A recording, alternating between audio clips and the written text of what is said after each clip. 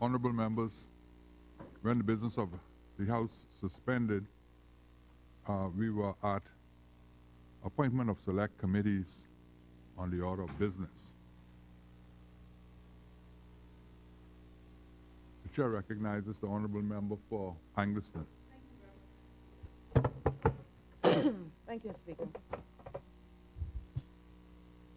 Mr. Speaker, I rise on behalf of the people of Angliston, and I believe concerned Bahamians everywhere, to move for the appointment of a select committee. Mr. Speaker, the appointment of a select committee is a proven and invaluable tool for parliaments and legislatures worldwide to investigate and inquire into matters of public interest and public importance.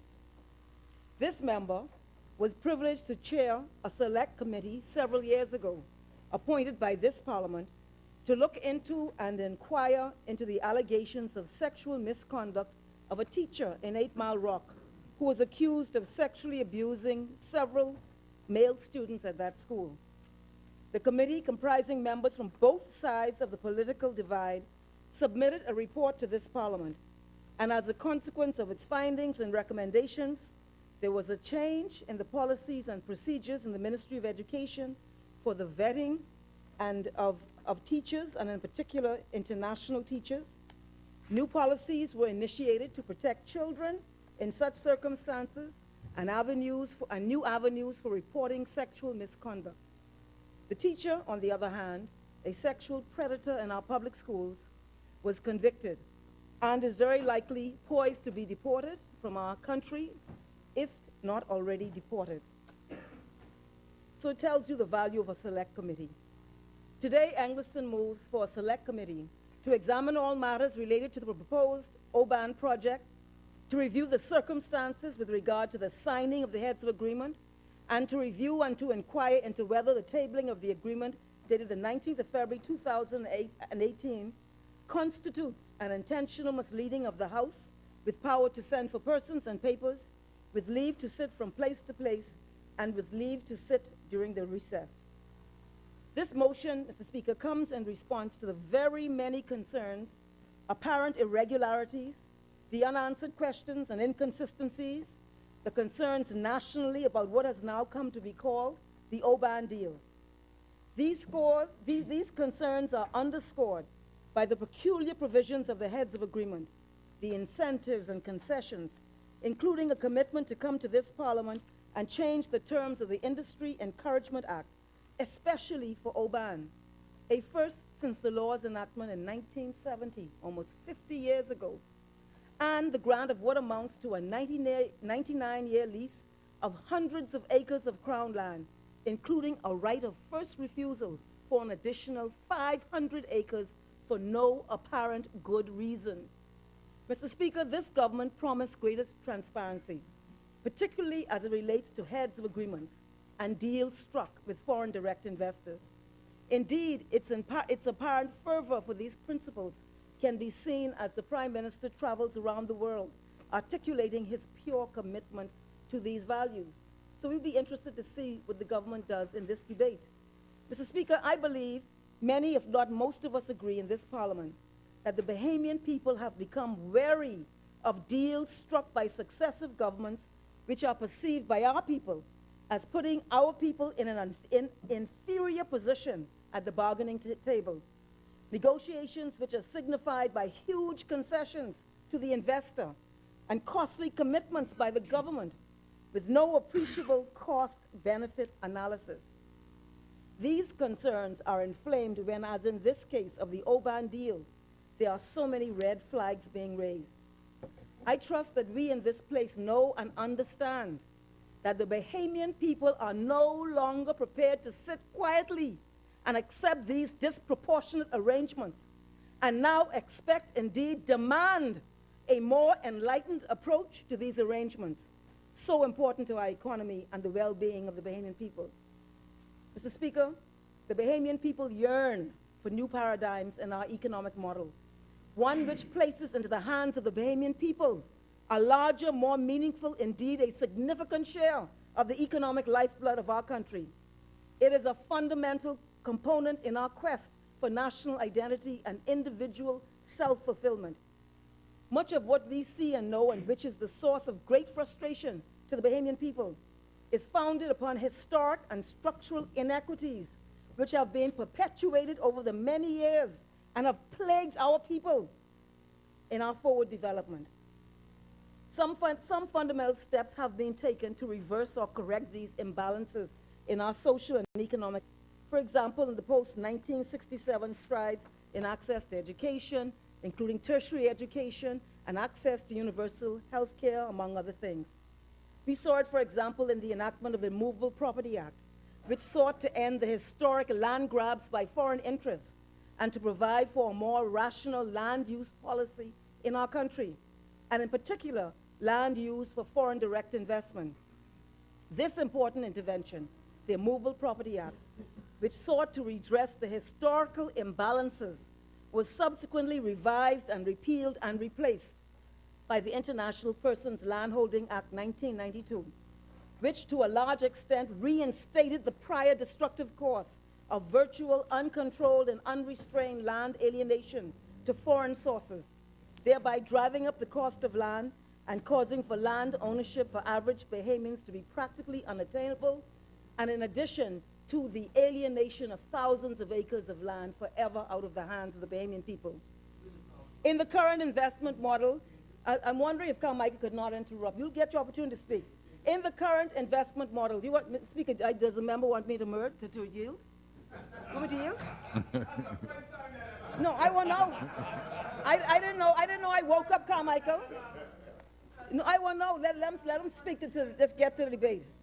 You have the opportunity to speak, Carmichael. That's why Carmichael put you here. Mr. Speaker, in the current investment model, I'm speaking for Engliston right now, please. Speaker, in the current investment model with foreign direct investors, Bahamians are gravely concerned about the level of concessions being accorded to these investors. And if you disagree, let us know. Especially when weighted... Speaker, I wonder if East Granby, this is about you, you know. It's your constituency. Okay. Then let the people hear. I said successive governments. And Bahamians everywhere. Well, you know, if the Member of Parliament does not stand for them, I will be happy to do that in this House, okay? Yes. Speaker, with foreign direct investments are gravely concerned, and, you know, the people take it very lightly. You know, I want the Bahamian people to see how trivial these people take these things, Speaker. Speaker, they're gravely concerned about the level of concessions being accorded to these investors, especially when, Speaker, I'm wondering, could you stop the time, please? I'm serious, Speaker. Wow. I'm being disturbed. Speaker, I am being disturbed by the this is a debate for select committee. Okay, no problem. No, if this is the way, when you come, we'll do the same, no problem. Speaker, about the level of concessions, Bahamians are concerned about the level of concessions. Honorable members. Member for Engliston has the floor. Thank you, Mr. Speaker. Bahamians are concerned, in case you don't know, about the level of concessions being accorded to these investors, especially when weighted against projected benefits of the relevant investments. Bahamians are fed up with the failure to provide and deliver on realistic and compelling cost-benefit analyses to justify these generous concessions, including valuable land resources. And more our people feel as though they are being positioned by governments in a place of gross disadvantage in these transactions. Mr. Speaker, it is intolerable. Speaker, the Oban deal has in this regard captured the imagination of the Bahamian people, unlike any other foreign direct investment in the recent history of our country. This deal, this Oban deal, has touched on every one of these sensitive points and has aroused in the Bahamian people an alarm about the adequacy of skill and prudence that is being applied in the management of their affairs by this government, Mr. Speaker. These sensitive points touch and concern the long-term alienation of Crown land to foreign entities. They touch and concern serious questions about land use and concerns about the destruction of the environment and quality of life, issues including sound futuristic policies on green energy and climate change and sustainable development.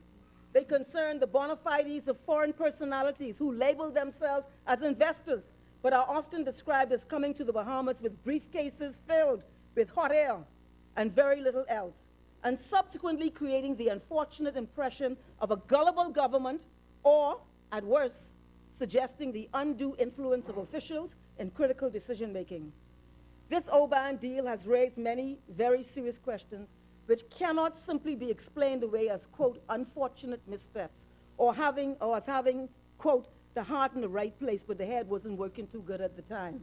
The questions raise very serious issues which require a deeper probe for substantive answers, hence this motion today. And Speaker, I don't want the other side telling me who do this and who do that. We are dealing with the Oban deal right now. We don't need political deflection. We don't need to have it 20 years ago and 40 years ago and 10 years ago. We are dealing today with this Oban deal. We want accountability today, Mr. Speaker. Speaker, the Oban deal has been touted as a $5.5 billion deal to implement and construct an up to 20 million barrel multi-purpose liquid bulk facility and a 250,000 barrel per day oil refinery in Hereditaments, situate in East Grand Bahama. The most disruptive member in here right now is East Grand Bahama, Mr. Speaker. East Grand Bahama. I want the Bahamian people to know it is East Grand Bahama which does not want this aired, it appears, yes. And to construct the privately owned housing for sale and rent to Bahamian citizens, for rent only to non-Bahamian citizens. The government has yet to formally disclose the said hereditaments or the land involved in this deal, which are only generally described in the agreement as, quote, crown land and, quote, seabed. The lands were required by the very agreement to be specifically identified by exhibit or plan attached to the heads of agreement. To date, which has not yet been done, because the agreement has been laid in this Parliament, and they have not complied with this critical mandate of the agreement. It was left for the Bahamian people to learn from Oban executive Satpal Duna, assuming his information is correct. We don't know. This is how we learned about what our land is involved, who disclosed in a recent public meeting in East Grand Bahama that the site of the refinery and storage facility will be, quote, and I'm quoting Mr. Duna, because the government has not told the Bahamian people where this land is. He said, Mr. Duna told us that the land is 2 miles east of Statoil, which is in East Grand Bahama.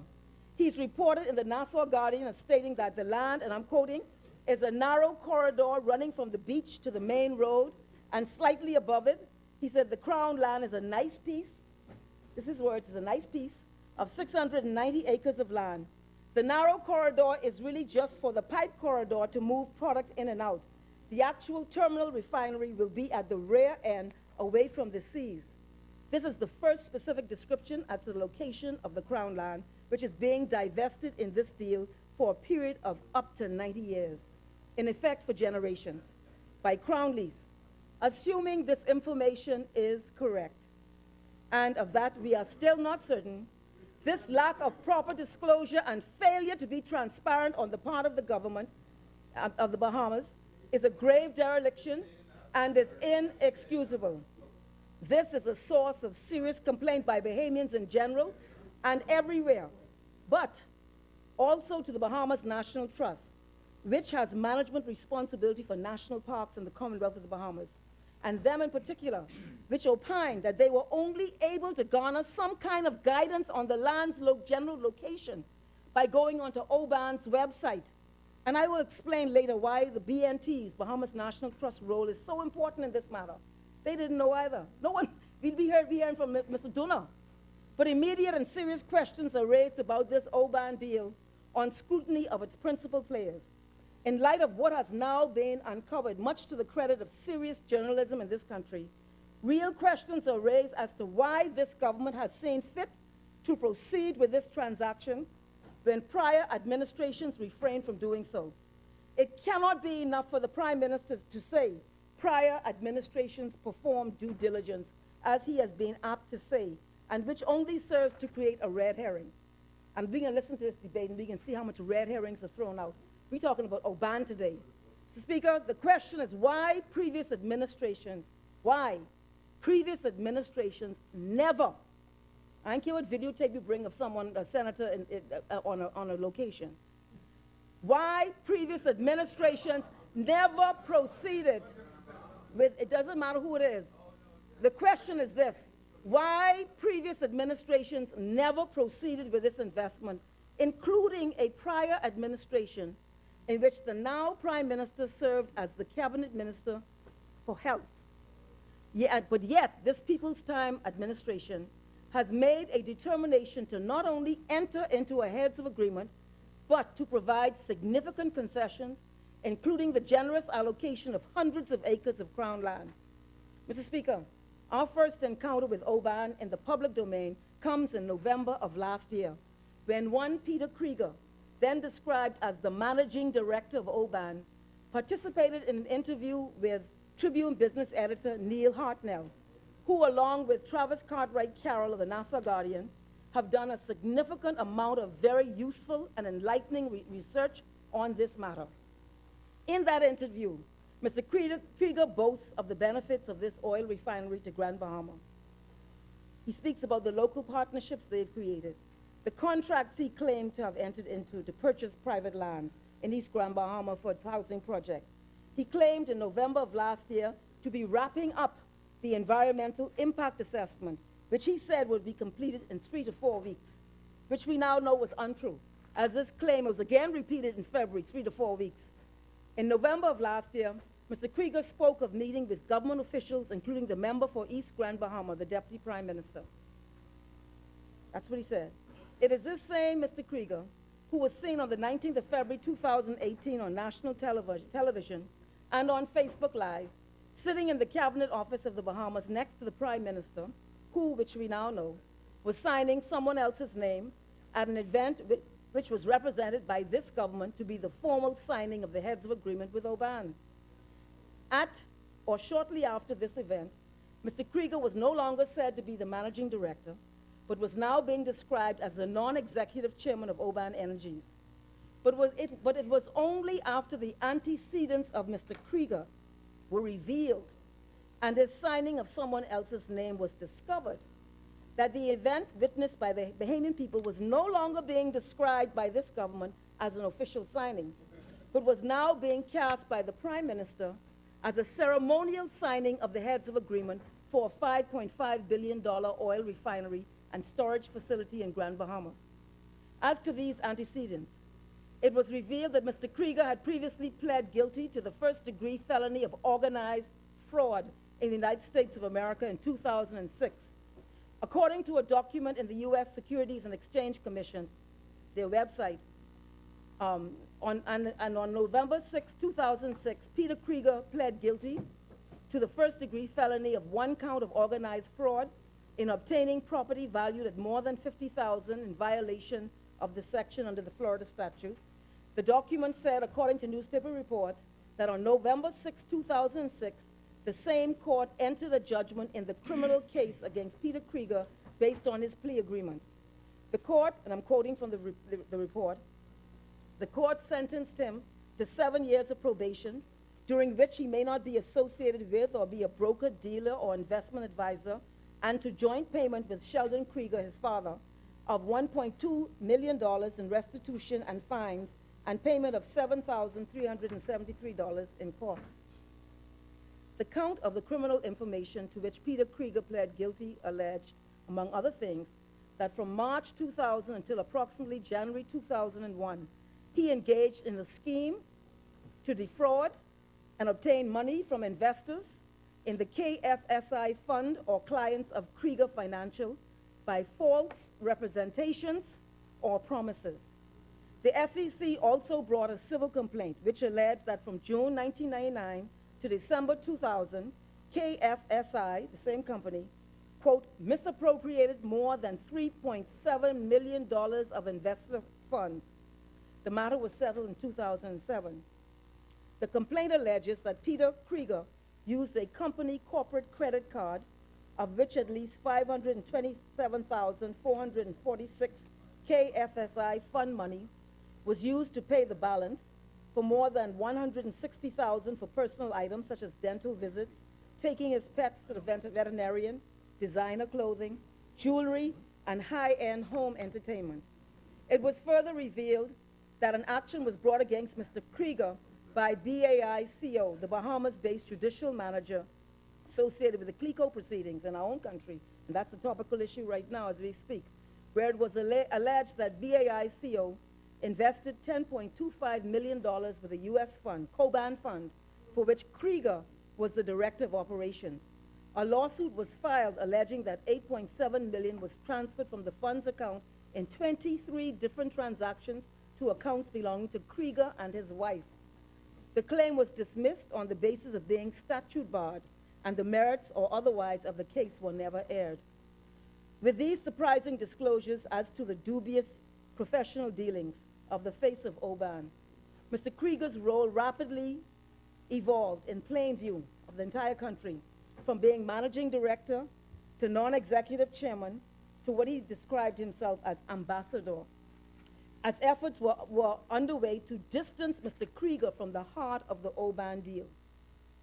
So this is how we are now formally introduced to this deal.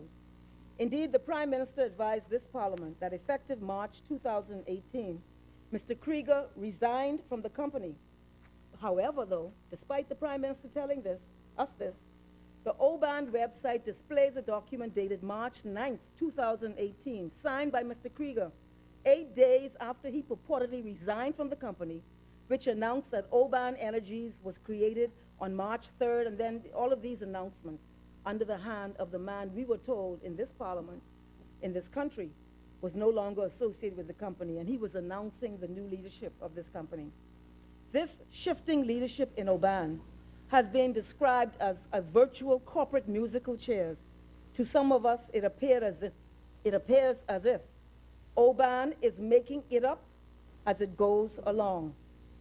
At the signing ceremony, which went from official to ceremonial, it was this Mr. Krieger who sat in the cabinet office next to our Prime Minister for the whole world to see, who purported to execute the heads of agreement, a signing that was forecast by the Prime Minister in this House 5 days earlier when he announced the signing of the heads of agreement.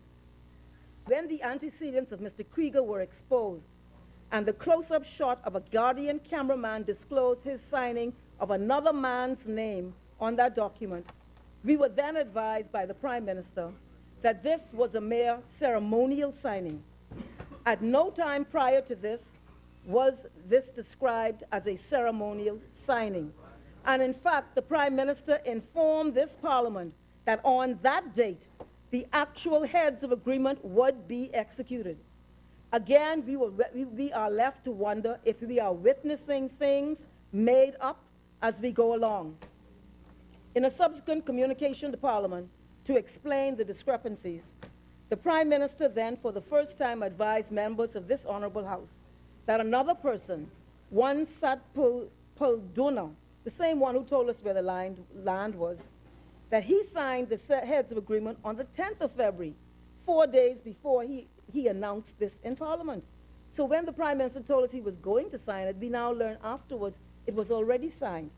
Mr. Dunner, Mr. Prime Minister advises, signed on the 10th, on a Saturday, with no apparent witness to this signature as appears on the document. The Prime Minister then laid on the table of this House a document dated 19th of February, when Mr. Donner himself admits he was not even in the jurisdiction, because the Prime Minister advises, and I'm quoting him, the government decided to date the agreement the same date of the ceremonial signing. The Prime Minister has yet to lay on the table of this Parliament the second document, Speaker. The Prime Minister notes that Mr. Donner, President of Oban, arrived in the Bahamas on the 6th of February 2018 with the expectation of signing the heads of agreement on the 7th of February. He represented to the Parliament that it is not unusual for a heads of agreement to be signed before a ceremonial signing so as to ensure there is a firm agreement between the various parties. It will be interesting to learn of previous cases where this has happened. And I've served twice in the cabinet. The Prime Minister says it's not unusual. He claims, and I quote, in recognition of this promise to keep the Bahamians informed, this is what he's saying now, in recognition of the promise to keep Bahamians informed, the government arranged a ceremonial signing. So he did this for us to inform us. A ceremonial signing on the 19th of February. However, it was never disclosed as a ceremonial signing, and this revelation only came after the expose by members of the media that the PM had been sitting with him, the persons with the antecedents of Krieger. And the importance of this, more than anything, Mr. Speaker, is it appears as if the government is making it up as it goes along also. Oban is doing it, and the government is doing it. And we already know that, that as it relates to Oban, that we have to have concerns about the credibility of the players in of that organization. It's the antecedents of the persons being described. You want me to drop the bomb? Okay. Described as the president of Oban, Mr. Sadpol Dunno, which also raises concerns and compounds anxiety. The Bahamian people are interested. If you're not East Grand Bahama, but we're doing a select committee, and I'm putting the case together. So, you know, but you don't need to worry about that. You don't need Freetown. You don't need to worry about that because you argue for whose vested interests you are married to at the appropriate time. Mr. Sadpol Dunno. Speaker, Mr. Sadpol Dunno. So, Mr. Speaker, what? What's on parliamentary about that? That's what he said. He said at the time he was talking for his board president. Speaker, Mr. Sadpol Dunno. See, and this is what we're dealing with, Speaker. This is what we're dealing with. Mr. Sadpol Dunno also raises concerns and compounds anxiety about this investment. First, it seems he has no experience whatsoever in this field. According to Tribune Business, his biography describes him as having served as managing director of a company called Credit Sites. That's what he said. But according to the newspaper article, Credit Sites was contacted, and they said this claim is not true, that Dunno never held that post, but was simply a director in one of its corporate offices, and who was later dismissed in 2010 for, quote, alleged gross misconduct. The article detected also inconsistencies and inaccuracies in claims by other members of the senior management team, which were found to be untrue, including the listed senior vice president of Oban, Russell Erickson, and its finance man, Mark Michel. In the case of Erickson, it was discovered that what was claimed in his biography was a completely different story after cross-referencing. In the case of Mitchell, who was apparently self-described as a managing director of Drexel Hamilton Investment Bankers, it was discovered that he is not the managing director, as he claimed, but a director at the financial institution on what they call a structured management team. Further, the CEO of the engineering firm, Tex, Gert van Meegeren, which has been identified for front-end work in the construction of the terminal, was, according to research of Tribune business editor, previously head of another company called CTS Middle East, which, quote, fell foul of the U.S. authorities for breaking its trade embargo with Iran, for which the company was fined $48,000 in plea agreement.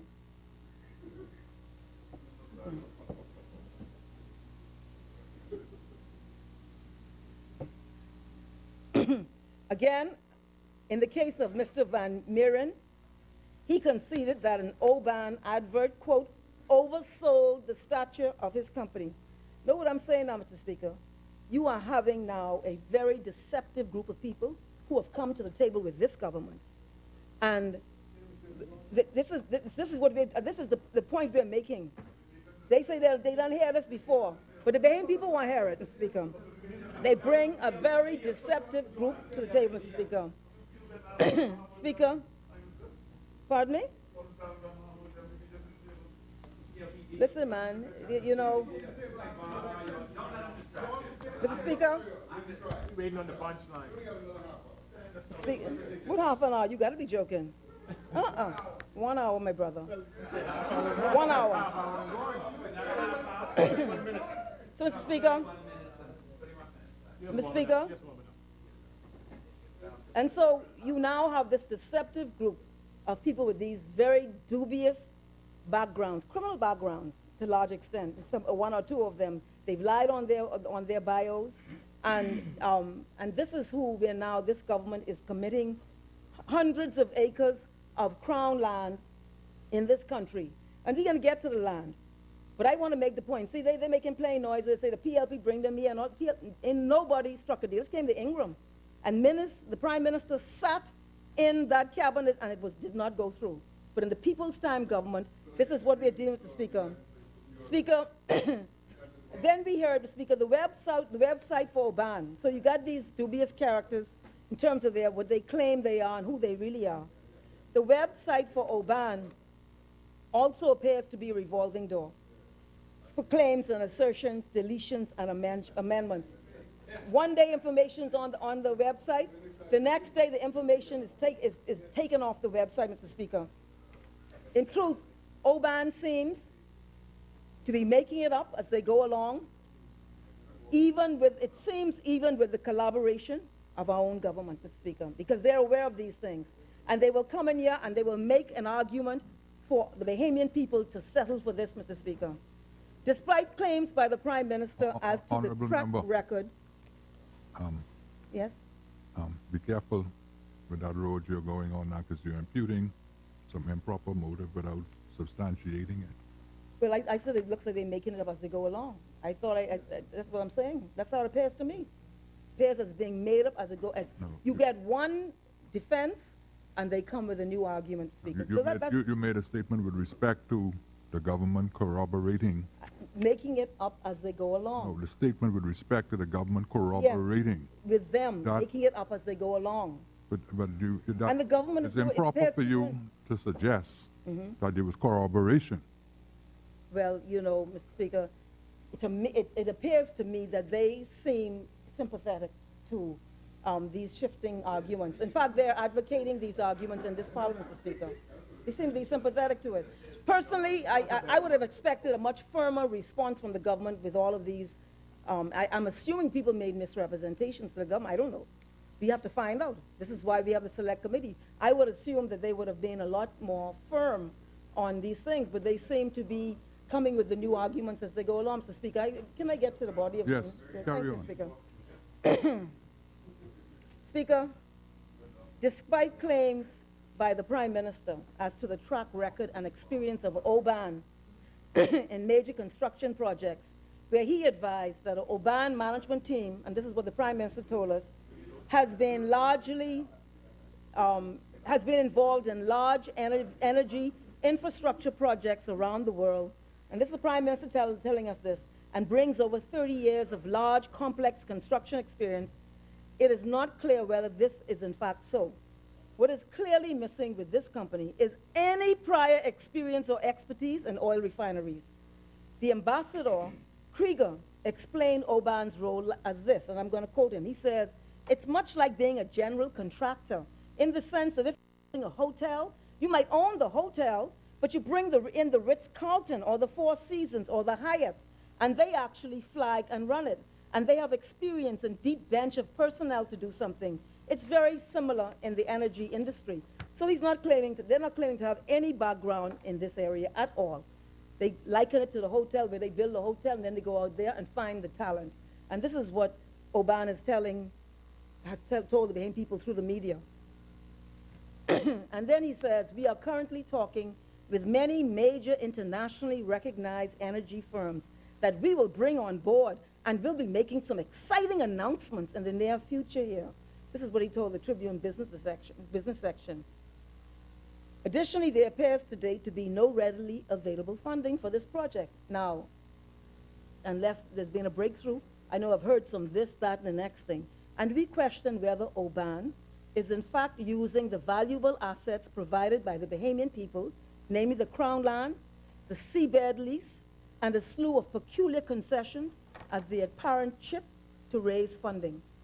In light of the dubious reputations of the individuals populating the leadership of this company, and I want to reiterate that, Mr. Speaker, dubious reputations of the individuals in leadership of this company. I've gone through it. If you didn't hear it before. But it's very serious. Very serious. You can't, who leads this company? When you look at that, Mr. Speaker, and when you look at the rapidly shifting roles, the fake signing, the conflict of dates, the self-contradictions, the rampant inconsistencies, the questions raised on the face of the document laid in this Parliament, the unprecedented nature of these states of affairs. I've never seen a foreign direct investment project to be so assailed by these types of negative characteristics, Mr. Speaker, in the history of this country. Never, Speaker. Serious questions are raised which must be answered for the Bahamian people, not through trite political platitudes. The Bahamian people do not want to know, Mr. Speaker, what the PLP did 10 years ago, or what the FNM should have done, and what they're not interested in that, Mr. Speaker. What they want to know is, they want to know about this Oban deal, Mr. Speaker. And so, Mr. Speaker, it requires a thorough airing, and no one should object to this. A thorough, Michael also reminds us, fair-minded people should not object to this. He always reminds us, you cannot, if you object to this, then you ain't on the right track. No fair-minded people, now no. I always listen to you. Give us some advice. I always listen to you. No, I've been here a little longer than I get advice. You need some advice? Speaker, and how Speaker, it requires a thorough airing and investigation of the surrounding facts as how these individuals got through a vetting process, how without having any experience in the field, and apparently a still unresolved funding issue of $5.5 billion deal, how did they achieve to get a green light in this manner?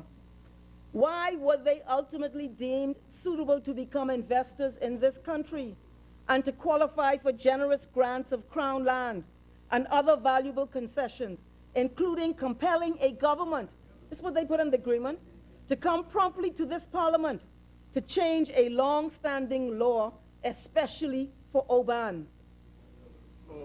Speaker, this Parliament must now, in its own interests and in the interests of the Bahamian people, conduct a full, free, and fair investigation into the circumstances surrounding this deal to procure a full understanding of what factors informed and or influenced the decision-making of this government. And it is not just the dubious personalities which have seemingly combined in this Oban deal, which raises serious questions about this government's motivations and reasonings for its decision-making. But there is great concern of the terms of this heads of agreement, which themselves appear to be a major departure from the standard norms in such agreements, in particular, relative to the protection of the environment in foreign direct investments.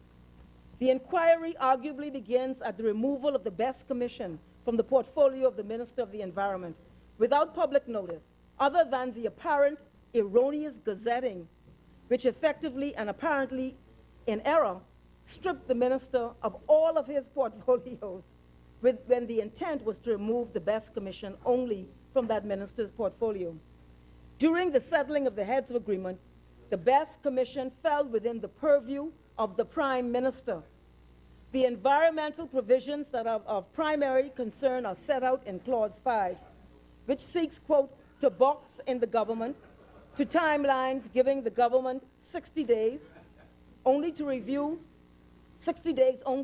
the environmental impact assessment. And if the government fails to provide its comments within that time, the EIA shall be, quote, deemed acceptable, whether it is in fact acceptable or not. So listen to that now. This government signed an agreement to do this major, massive, environmentally implicated project and say if we don't answer, if the Bahamian people don't answer in 60 days, it will be deemed to be approved. This is how they boxed in the Bahamian people in this very serious way, Mr. Speaker. It is important to note, on the other hand, Oban is given great flexibility. This is the other side of the coin. We got 60 days, but Oban, and I didn't tell you about Oban. The Bahamian people have all heard about Oban, their leadership. They have been given great flexibility in their timelines. Clause 5 provides that even if the government determines that any aspect of the development cannot be implemented in an environmentally safe and sustainable manner, that's what it says. They have that in there. The government, this is what they say, shall not have the right to terminate these heads of agreements based on the EIA report but instead shall work with the developer to mitigate any concerns. And there are other provisions in the agreement which seems to bring up the balance of it. But I am shocked that this government would agree. This government would agree to anything in a document that would resemble this, Mr. Speaker. Speaker, you want me to go through it? Clause 5.2, the agreement. No, you read what you have, Mr. Speaker. You read what you want. Speaker, they give them 30 days and 30 days to sign off on the environment management plan. So they gave us 60 days and 30 days, but give the foreign investor of this dubious background with no money so far as we know, all of this flexibility in the agreement, Speaker. The developers, on the other hand, can refuse to carry out any commercially reasonable measures, but instead retains the right to abandon the proposed development. And let us hope that if they do decide to abandon it after they've dug up East Grand Bahama, that they have not done significant harm, because there is nothing in the agreement that requires remediation if they pull out under that clause, Mr. Speaker. Speaker, it is very possible that due to the capping of the cost of an environmental expert at $130,000, that the Bahamian people may end up footing a substantial portion of the cost for environmental oversight of this major and complex project. Liability of the developer is capped at $3.5 million, regardless of the nature and extent of environmental degradation. Speaker, it's important to determine whether, as a result of these peculiar environmental provisions and the portfolio shift of the BEST Commission, whether the usual and standard environmental protections have been compromised to the prejudice of the Bahamian people. It is important for the Bahamian people to understand why the Bahamas has, through the terms of this heads of agreement, expressed in ways that put why this heads of agreement is expressed in ways that put the Bahamian people in an unequal position with this foreign entity. I am offended, and y'all should be ashamed of yourselves to agree to something like this. Sit around the cabinet table and agree to something that even gives this sort of impression that we are an inferior people, Mr. Speaker. The Bahamian people must also understand why this government has seen fit to approve an oil storage. You only act for the Bahamian people. You're not gods. Get that in your head, man. You only act for the Bahamian people. The Bahamian people must also understand why this government has seen fit to approve. Well, get up and say you don't think you're God then. I do take offense that the honourable member for Engleton will say on her feet in this House that, I don't speak for the others, but for me, that I think I'm God. No, I didn't say I that. take offense. You say you over there think you're gods. No, I take offense at that, and I wish you to withdraw it. What I said, Speaker, I was responding to someone seated over there on- who said, on- no, Speaker, I did not say God. I said gods. Gods. It's a terminology which says you believe you have a higher thing.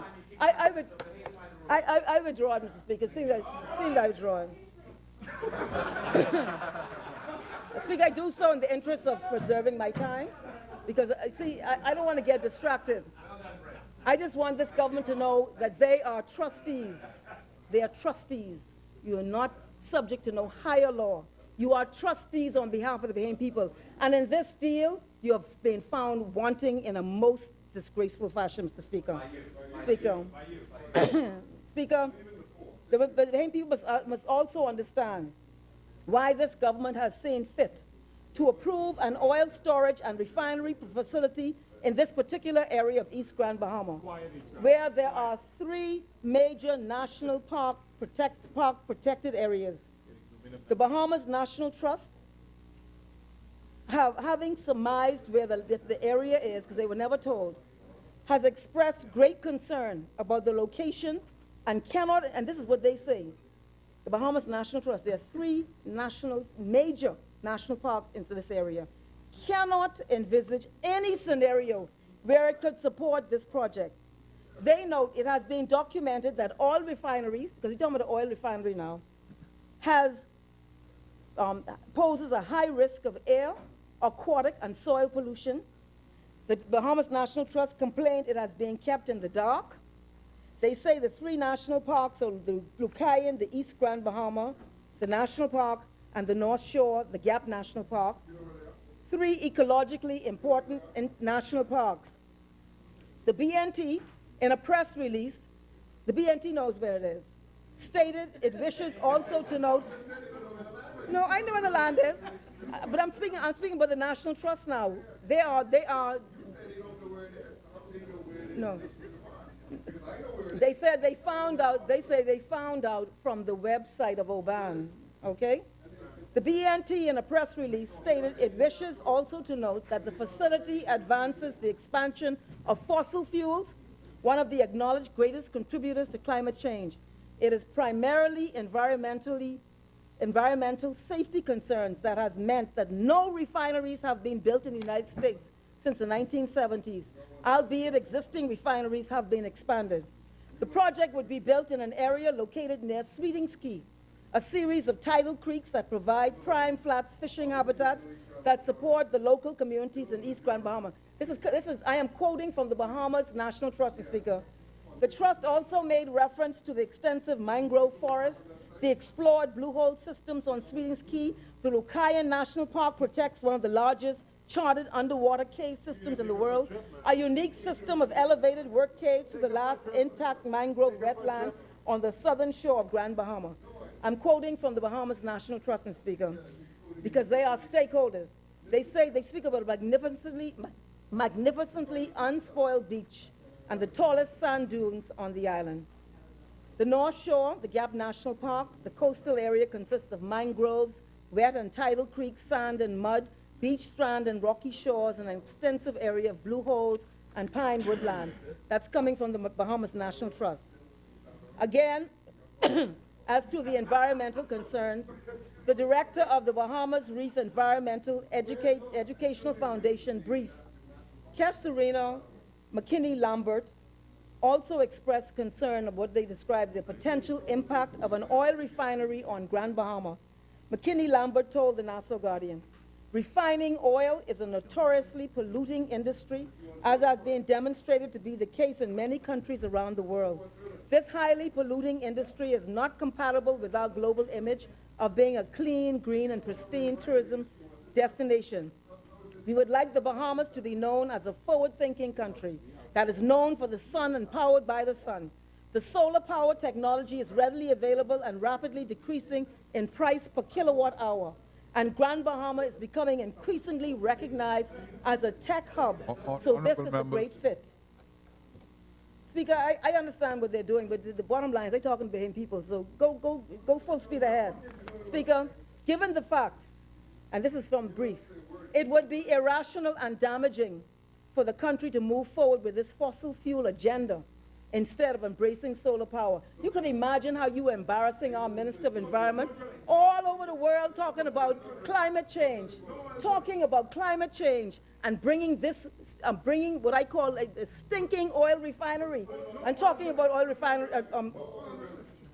talking about climate change, Mr. Speaker. Y'all just a bunch of talkers, man.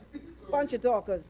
Speaker, it's important to note at this juncture that the ongoing concerns of the residents of Grand Bahama about the effect of industrial pollution, and this is a serious matter, on the health and well-being of residents. And there are concerns about the nexus between the pollution and other health issues and even death. And you know, I was in a meeting, and I got a couple of minutes. It was in a branch meeting, and there was a young lady that I didn't know she was from Grand Bahama, and she was talking about the school that she went to in Grand Bahama, with proximate to this industrial type of environment, and how many, the stinking smell that drove the children out, how many of them, her peers, who were dead within a year or 2 or 3, and she herself said that she had breast cancer in her 20s. There are real concerns about the people of Grand Bahama. You could laugh in this parliament all you want, you could heckle all you want, but there are real concerns in Grand Bahama about the nature of development and the impact it is having on our citizens. Speaker, a distinguished jurist and now public commentator, Dame Joan Sawyer, has stated, and I quote, "So from a personal point of view, I am concerned that you are going to put a refinery there And what are the controls, statutory or otherwise, to govern emissions from any refinery, govern the purity of any product, govern the safety of the workers, govern the safety of the environment? What are the controls that are there for the Bahamian people and for our future? Can anybody point me to them? And like I said, I don't have a particular loyalty to anybody except the Bahamian people, end quote. That is from Dame Joan Sawyer. When considering she's a jurist. There's no laws. There's no protection in our laws. She's raised a very compelling point. When considering the clear unsuitability of this project in this particular area, and in this era of energy reform, climate change risk, eco-preservation, the risk to human well-being, it is necessary to put under the spotlight what would motivate this government. That's what I want to know. What would motivate this government to agree to such a project? We are not comforted by the assurances of Mr. Krieger, who says our desire is to preserve the environment. It's critical and aligned to our, quote, integrity. Speaker, the land provisions in this agreement are also a major concern because, as I previously stated, the government has to date failed to formally advise as to where and how much Crown land is involved. As previously indicated, the executive of OBAN informed members present at a public meeting in East Grand Bahama recently of what he says is the Crown land involved in this project, which he described as being 690 acres. The heads of agreement, however, merely states that government agrees to provide a leasehold of land and seabed, Crown land, which is not disclosed in the heads of agreement.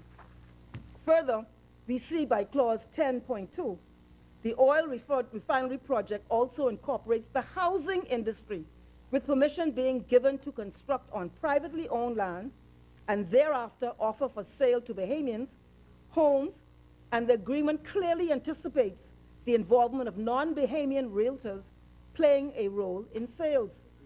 And we recall the recent comments of the Bahamas Real Estate Agents President, Mrs. Wallace Whitfield, about the infiltration of foreign realtors into the domestic economy. This agreement appears to give the green light to such activity. Honorable member, are you on a point of order? Yes. The chair recognizes the member for East Grand Bahama. To foreign real estate brokers and agents being involved in the housing aspect of this agreement. And I just wonder if she can refer us to that section so that we can verify it and see what she's referring to. Because as she has quite rightly said, that the real estate industry is reserved for Bahamians. So I'm not sure where she got that idea in this agreement. And further, Mr. Speaker, the construction of or the construction industry is reserved for Bahamians unless there's some specialist skill involved. So again, if she can show us in this agreement where there's where the government of the Bahamas has agreed for foreigners to build housing and to sell housing to Bahamians, I think she should withdraw it. Mr. Speaker, the member for East Grand Bahama sits around the table, and this is his constituency, and he's been the most disruptive member in this house. I can tell you, sitting from his seat. But Speaker, let me just say this. Honorable member. I want to finish. He didn't allow me to finish. The agreement appears to give the green light to such activity, even though, Honorable member. Speaker, can I finish what I'm saying? Honorable member. I'm trying to get a response to the point of order. Let me respond to it, because the member should know. He sits around the table. The point of what order. What they've done, Mr. Speaker, they have allowed foreign realtors to be involved in sales, but they in the agreement they says, but they must bring into the mix Bahamian realtors. It's not. Yes. Yes. Honorable member. Yes, it's in there. You have it there. Honorable member. You have it there. The member for East Grand Bahama is requesting that I hope you my point. time is not going, Mr. Speaker. The clock is. Listen, man, y'all don't faze me, and get that in your heads. You don't faze me. The honorable member Yes, for East Mr. Grand Speaker. Bahama is just asking to be pointed Yeah, to. I'm going to point it to him, Mr. Speaker. I'm trying to find. You have it there. Seeing that he's asked me, I mean, I'm surprised and shocked. He sits around the table. You have it there? I can find it if you have it there.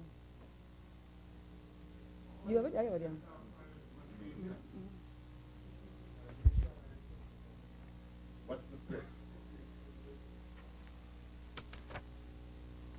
Speaker, threw me off because certainly I know the members should, no,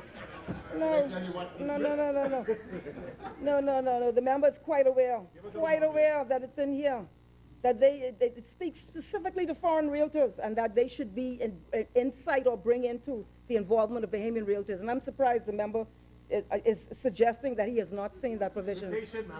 Speaker, I can find it. You find it? Speaker, no, Speaker. Speaker, no, it's gone where? Speaker. Honorable member. Speaker, let me put it on. Speaker, if the member is saying, I'm going to withdraw for the time being and bring it back during these proceedings. It's clearly in there.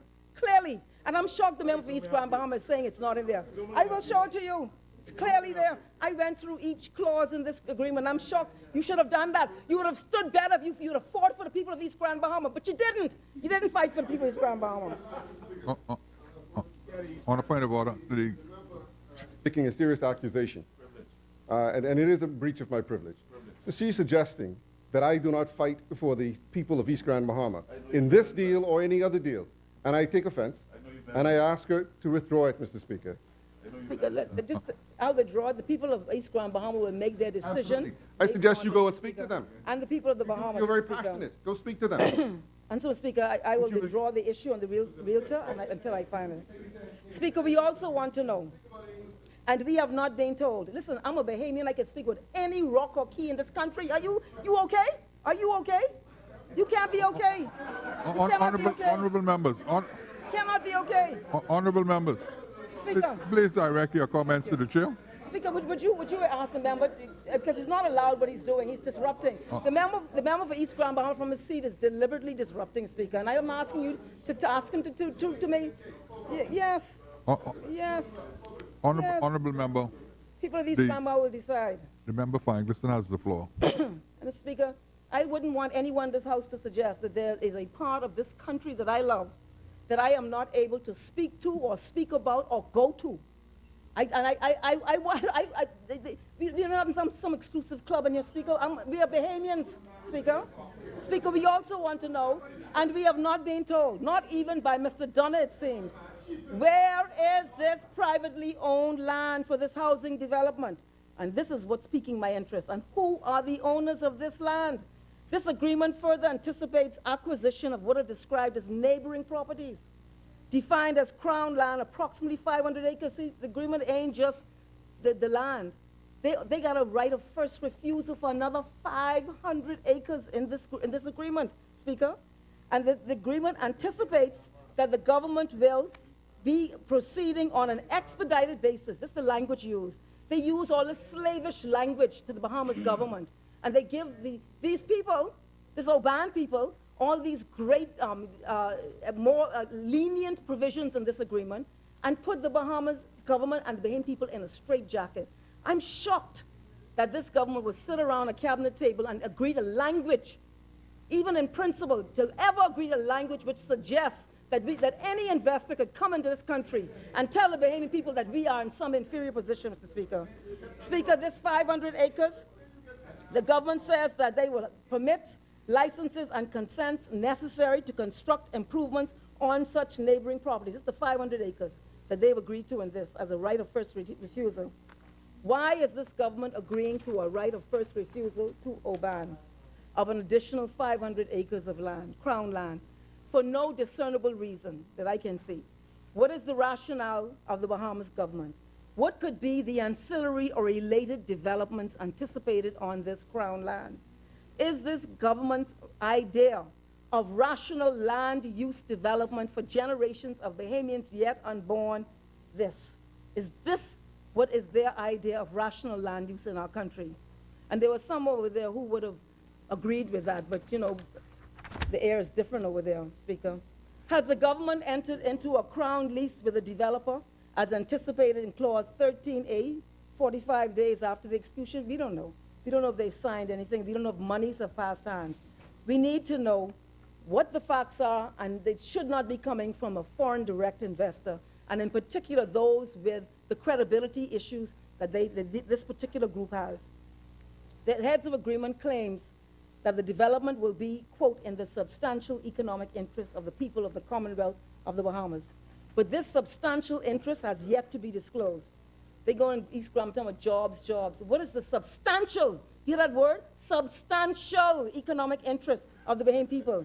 Is it just jobs? I mean, I need to know what is the formula now. Jobs? Yeah, we want jobs. But I mean, this is where the Commonwealth of the Bahamas has come now. This is it. We give away thousands of acres of land. We allow you to dig up our land, to pollute our air, and to cause health problems and perhaps climate change issues, and then we can get jobs? Is that what it is, Mr. Speaker? Speaker, is there a viable market for an oil refinery in the Bahamas? Has there been a market study? According to a Tribune article in the business section, the Bahamas Oil Refinery, BOCO, explored the possibility of moving beyond its oil storage business into the oil refinery arena in the last several years, but decided the market could not sustain it. That's right there in Grand Bahama. And then they go further. Developments like this are also being discussed in the region with Paul Collier, a prominent Oxford University professor of economics and public policy. And he told reporters in Guyana, in the last week, an investment in an oil refinery would be an unwise investment for that country. Speaker, the whole oil, and I'm quoting, the whole oil industry is going to tether out in 2040. So Paul said, the world is going in a different direction. Y'all don't see it? And he told this to iNews Guyana, Speaker. You might be left with a great lump of, this is what he's saying, Guyana, you might be left with a great lump of technology off your shores which has no use. The British professor who was participating in a special high-level cabinet caucus on the development of the oil and gas industry in Guyana told reporters there the margin on the terms, he said, told the reporters there, the margin on returns for refining oil is very small.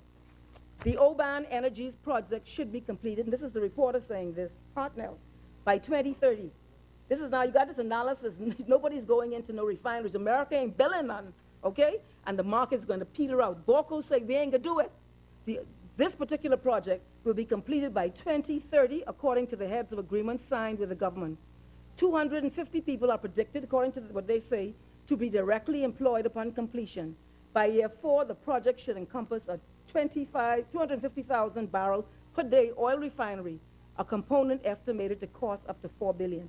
So by year 4, you're talking 2034, they're saying this is what will happen when the research is showing everybody else, it can be petering out. We're just getting hot and heavy into it. Speaker, as to the recent findings, the findings of a feasibility study for the project have not been disclosed to the public. Added to these strange twists and turns, we are now learning that the best commission file has gone missing, and an investigation by the Royal Bahamas Police Force is now underway. As to the recent meeting in East Grass, reported by the Nassau Guardian, that minutes after Oban Energy's president, Satpal Dunner, the same one who said he was this thing, and they say, no, you wasn't that ain't true. This person promised residents of Grand Bahama, his promise now, tell me the value of this promise, that during its first town meeting on Thursday night, that moving forward, the company will consult residents first. It was observed that Dunner, this is the reporter saying this, shielded by private security, police officers and other personnel, so he left out there with big bodyguards, who claimed that he had a technical meeting Honorable member. that night. Honorable member. Yes. Sorry? I was permitting you. Sorry? I was permitting you to proceed with respect to your references to You got it? the Tribune business section. And now you are making references to another reporter's Yes. story. Yes, I am. Are you adopting all I'm of those? adopting that. I am adopting his description of what happened after that meeting. Carry on. Thank you, Mr. Speaker. And what he said, Mr. Speaker, he says that all of the questions that they asked him about proof of financing, the technology to be used, how the company intends to deal with waste, and they asked all these questions of this man who just said on the podium, I can be upfront and transparent. They said, this is what the reporter said, each of these questions was met with Dunner's back as he swiftly shuffled toward an awaiting vehicle marked security with his entourage maintaining a barrier, end quote. Speaker, and I'm ending now. We must be very wary in all the circumstances whether we will see open and transparent information flow from Oban. This is a major, major, major concern. And this has environmental implications, Mr. Speaker.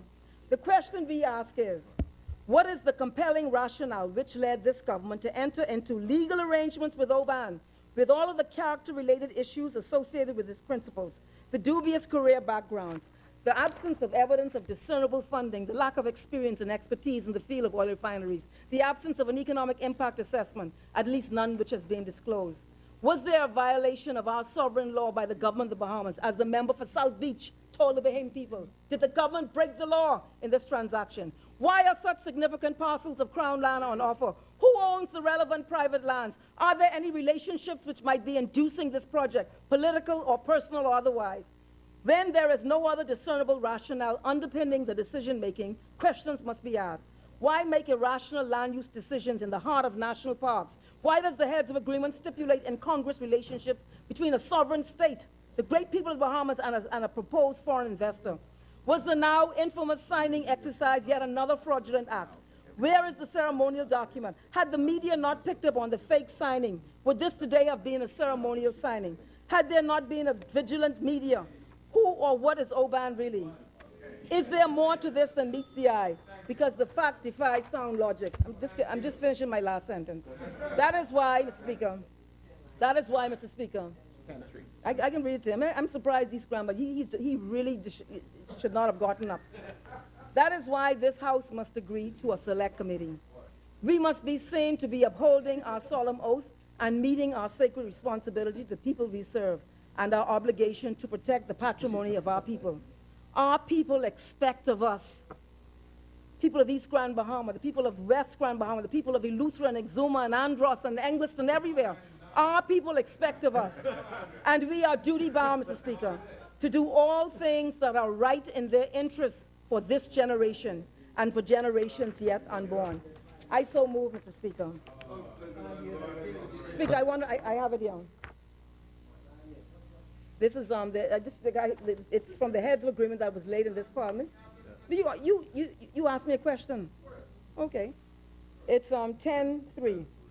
The developer shall ensure the inclusion of Bahamians in any real estate sales and operations, and by listing secondary sales of the housing with independent Bahamian real estate brokers, and whenever non-Bahamian realtors are involved in the sales transactions, they will involve a Bahamian realtor, which is what I said. And I'm surprised East Grand Bahama, yes, I did say that. Okay, that's a different, you said that. No, I did not say that. I have it right here. No, Speaker, I'm reading from a written script. Read it again. Speaker, I'm reading from a written script. I don't want the members to say that. The members say there's no reference to foreign realtors in there, and there is. Yes, yes. Come on. Go and get it. I want you to get it. I want you to get it. I have it here. This agreement appears to give the green light to such activity, even though it speaks to partnering with local realtors. That's what I said. He said that. Speaker. She's right. Speaker, let me finish He reading. needs to withdraw now. Speaker. So, Speaker, this clearly, it speaks to, Speaker, this clearly anticipates Honorable the member, involvement of what they, well, I don't know if foreign may not be, non-Bahamian might be different from foreign. I don't know. Maybe that's what you mean. They speak about non-Bahamian realtors are involved in the sales transaction. They will involve a Bahamian realtor in accordance with the Real Estate Brokers and Salesmen Act. Okay? Provided that the developer, I'll read it to the end, shall obtain all necessary permitted licenses to sell as developer, that's an unrelated matter, and shall be permitted to sell housing which form part of the real estate inventory of the development. I'm quite surprised. So, Speaker, I put that back on the record, that they have anticipated the involvement of non-Bahamian realtors, even though they speak about partnering with Bahamian realtors, Mr. Speaker. I so move, Mr. Speaker. the chair recognizes the honorable member for East Grand Bahama. Mr. Speaker, the member is being less than transparent with respect to this, Mr. Speaker, because the agreement, the wording of the clause is very clear. It speaks to the developer who will sell the land to Bahamians. And it speaks to them partnering or involving Bahamian real estate brokers as in accordance with the Real Estate Brokers and Salesmen Act. It's very clear, Mr. Speaker. So you know, again, you got to be, you don't be disingenuous. And I didn't want to use that word. Honorable Right? members. But don't be disingenuous. All right? There is no anticipation of any foreign real estate broker selling this land to Bahamians. None. And Mr. Speaker, just to further clarify, it is clear that the company had anticipated building homes in the East End area for the benefit of its non-Bahamian workers in the first instance, and as they leave, making those homes available to Bahamians. That was the idea. Because if you know anything about East Grand Bahama, you would know that we have a housing shortage. You would know that, particularly in this area, Mr. Speaker. Right? Now, the members already said what she had to say. So I don't know why she wants to mislead the Bahamian people. It's Honorable unfortunate. It's disingenuous. Member is manipulating the meaning of this. No, not at all. No, you're trying to manipulate it. This is, and I want to. Honorable members, we must bring this to an end. Yes, I cannot allow him to say, he always defends imputing improper motive. You must allow me to not allow that to say.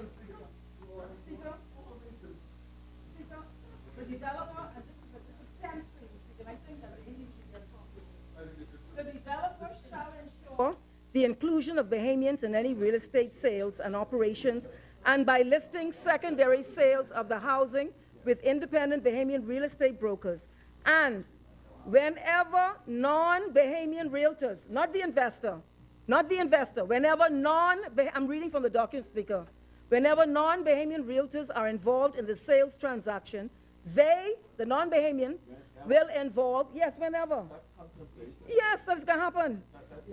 That foreigners will be involved, Speaker. And so I think that the member for East Gramma, Speaker, needs to stop using these words like disingenuous and not all this kind of thing, because the truth is you are actually becoming what you're saying or accusing others of. The provision is very clear, Mr. Speaker, very clear. Now, I'm sorry you were not aware of that, but you should have gone through this with a fine-tooth comb, Mr. Speaker. You should have. Honorable members. I don't want to call it jabs, but it's ascribing motive or lack of knowledge or all the rest of it. The fact of the matter is, if she read the document, as she claims to have, she would understand that a lot of the things that she spoke about, even in her talk today, are not correct. Even when you talk about the environmental plan, you talk about the EIA, it's clear. The EMP is in it, the EIA is in it, it's clear. You don't need people that seem to have a problem with this, with those who don't want to see development. Honorable members, I think we are a little premature in our exchange. Is there a second now? Yes.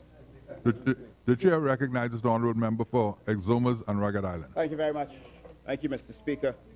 Mr. Speaker, I'm delighted that the other side is now taking interest in this issue. Yeah. I'd become a little concerned at the beginning, as they seem rather bored with it, and I suspect that they'd hoped that the Bahamian people is also bored with the subject. You know something, tell me? But I want to let the other side know that as I travel around the Bahamas, from Grand Bahama all the way down to Exuma, Rugged Island, Bahamians are very much interested in the subject of the Oban matter. Honorable members. Are you sitting down, man? This parliament, you better speak.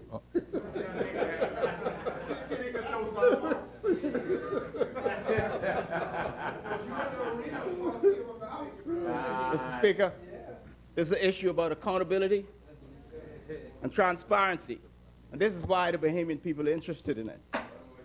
And the second point I make before I begin into my main comments is that as I listen to the heckle, it is clear that there's some difference in opinions on what the clauses mean and what they say. And this is why this select committee is important. And this is why I'm happy to stand to second the motion to call for this select committee to look into these matters. I stand gratefully on behalf of the people of Exuma and Ragged Island, Mr. Speaker, the fearless people of Exuma and Ragged Island, to support the motion. But let me be explicitly clear up front that I fully believe that the Prime Minister misled the House of Assembly with regard to the Oban Heads of Agreement. I have said that outside the place, and I now say it inside this place. I have laid out why I believe that, and I have demonstrated proof of that only to be ominously warned by the Prime Minister to be careful. We live in serious times, Mr. Speaker, and I am certain that the Prime Minister now realizes that as Prime Minister of the Commonwealth of the Bahamas, his words matter. No longer is he on the campaign trail where they believe rhetoric would do. So the question for me, Mr. Speaker, is not whether the Prime Minister has misled this House by announcing that a heads of agreement would take place days after his announcement when he knew full well that one had already taken place, and afterward indicate he was tabling an agreement from the later date. Yet the Prime Minister subsequently admitted the heads of agreement he tabled was not the one signed at the press conference he announced it would be signed at. He has misled this House. I know it. He knows it. And the general public knows it.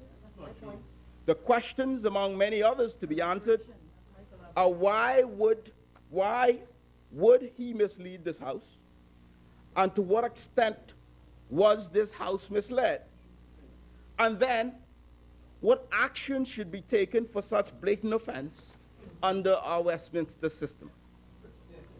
I will further lay out the case for why a select committee of this House on Oban is necessary and go through in detail, some of it deserves repeating, why I say the member of Kalani misled the House. What I find curious is that the other side has been rather quiet on this issue. Even the most vocal, vociferous members have been quiet on this issue, like cat got their tongue, Mr. Speaker. This state of quiet, though, has caused much disquiet in the public. Maybe the Prime Minister has ominously warned them as well. But what is it that we don't know, Mr. Speaker?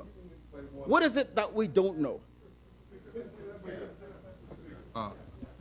The chair recognizes the honorable member for East Grand Bahama. The member just made a very serious statement. Very serious accusation. That the Prime Minister has warned the public about speaking about Oban, or members of, or members on this side, Mr. Speaker.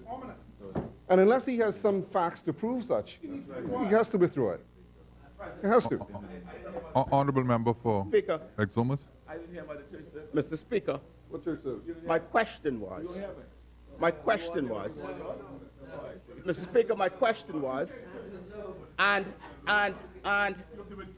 they have an opportunity to respond if they wish, but my point, Mr. Speaker, With respect to the no, Mr. point of Speaker, order. let me finish, please. Hold on, May I, honorable member.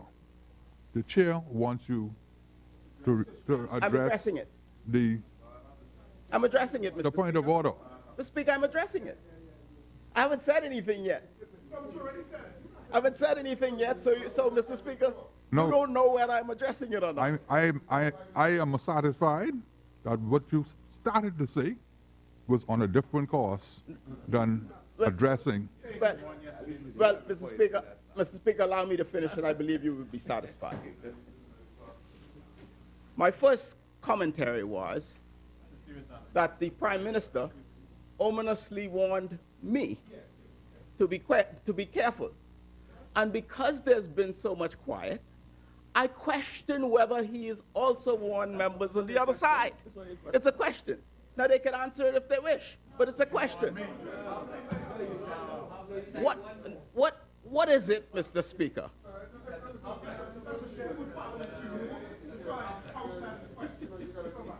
Stop my time. You have to answer the question, Mr. Speaker, because you know there's the congeniality of this place. From time to time, members may say something to another in jest, off the record, and to suggest that somehow the Prime Minister has given an ominous warning to the member for Exuma. No, the member for Exuma. I think is absolutely disingenuous. It is wrong. And I don't expect that from Exuma. I don't expect that from him. Because now we get to the point, Mr. Speaker, where we have to be careful what we say to each other in informal moments. You cannot bring those kind of statements into Parliament. What is that? You can't do that, Mr. Speaker. Otherwise, let's be honest, right? We can all talk about things. We can all say things that have been said in private or that has been said in jest. You don't bring those in Parliament, Mr. Speaker. That is the statement that he's made, that the Prime Minister has given him a warning, an ominous warning, and that he may have given this side an ominous warning, has to be retracted, Mr. Speaker. Has to be. Has to be. There's no way that can go on the record, Mr. Speaker. No way. What he's suggesting that the Prime Minister has done is absolutely despicable. It's despicable. You can't do that. No. You have to withdraw it. You withdraw that. Honorable member. Mr. Speaker, I withdraw. I withdraw it. But let me say this. The state of quiet,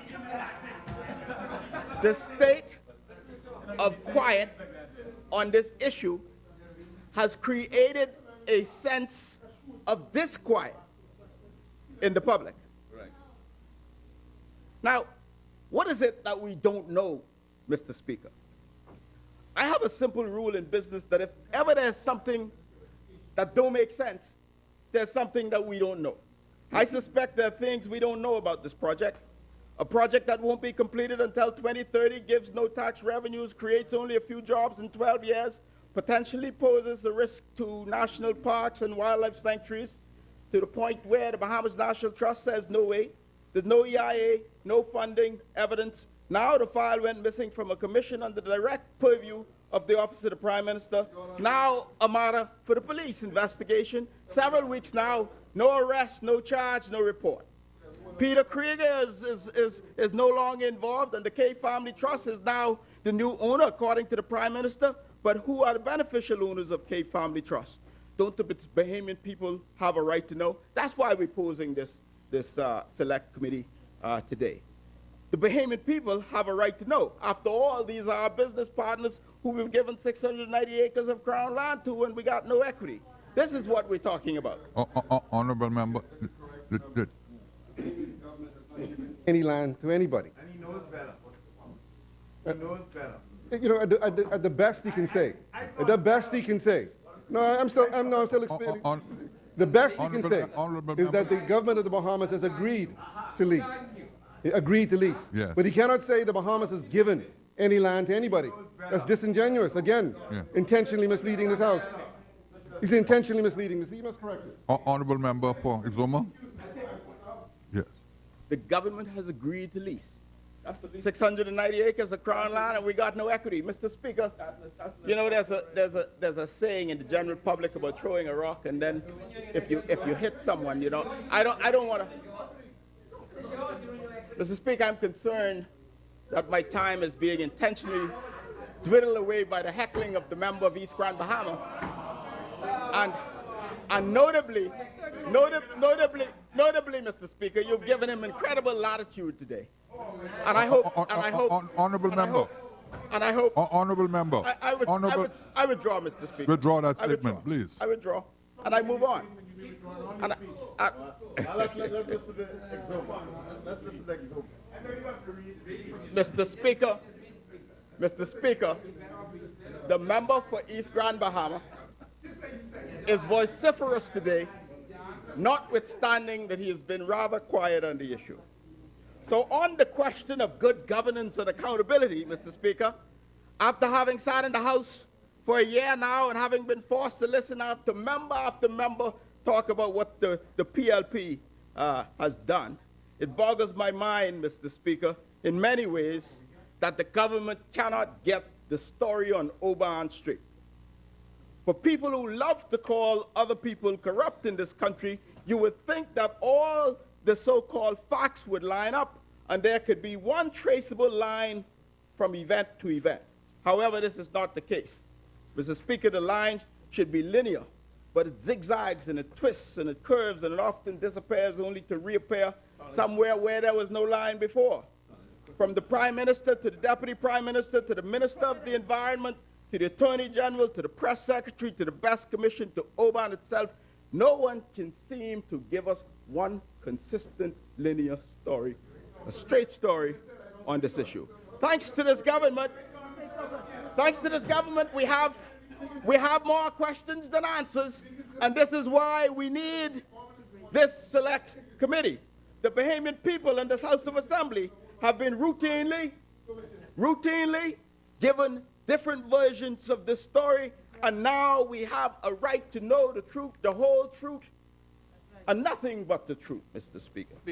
And worst of all, the Bahamian people anticipates transparency from the people-time government as they promised. And yet, Mr. Speaker, we receive a heads of agreement laid on the table, absent of the schedules. Yet, Mr. Speaker, we hear a lot of half-truths, logical fallacies, and we expect the Bahamian people to figure out that their government is working on their behalf. And we anticipate that the public would weed through and swim through a whole heap of information that don't line up, shifting dynamics of the company that cannot be straight with such basic facts as who owns it, who works for it, who works there, what's their experience, and where exactly the project is going to be. It goes on and on and on, Mr. Speaker. Mr. Speaker, I am all for giving this administration the benefit of the doubt. But doubts about the intentions of this government regarding the Oban deal is heavily on the minds of the Bahamian people. And therefore, this select committee will help this government, no doubt, to ease the burden on the minds of the Bahamian people as to whether they are getting the truth, the whole truth, and nothing but the truth. Following the instinct of the Bahamian people, the government has had 3 months now to bring clarity to this issue. Mr. Speaker, my friends on the other side should be warming up to the idea of accountability now to the Bahamian people after 1 year. Now, after rising unemployment, the long stretches away from enacting a legislative agenda, undelivered promises, puffed up announcements on deals that don't happen, that's amount to very little, Mr. Speaker. After seeking to blindside us with a deal that clearly was not vetted, was not understood, and clearly wasn't appropriately crafted, it gives me great concern. I am concerned about the flipping and the flopping, the flimming and the flamming. The Bahamian people still interested in this matter, and I know you're hoping that the Bahamian people forget, but this is actually going to be a load for you to bear for the next 4 years. The Bahamian people actually want the answers and want results and want to see a government working on its behalf and that is accountable to the Bahamian people. They find themselves aghast and taken aback by the Bahamian people wanting to have good quality information, but after a year we still find ourselves here. So why, Mr. Speaker, is this select committee needed? Lest we forget, Mr. Speaker, let me run down why there is such a dire need for this committee. Let me show the quagmire of web this administration has woven that it now finds itself caught up into. And I've said some of it before. Some of it bears not repeating. But let's not forget on February 14th that the heads of agreement had been signed by a different man on February 10th. That announcement made, or was there an intentional misleading? Let's not forget that point.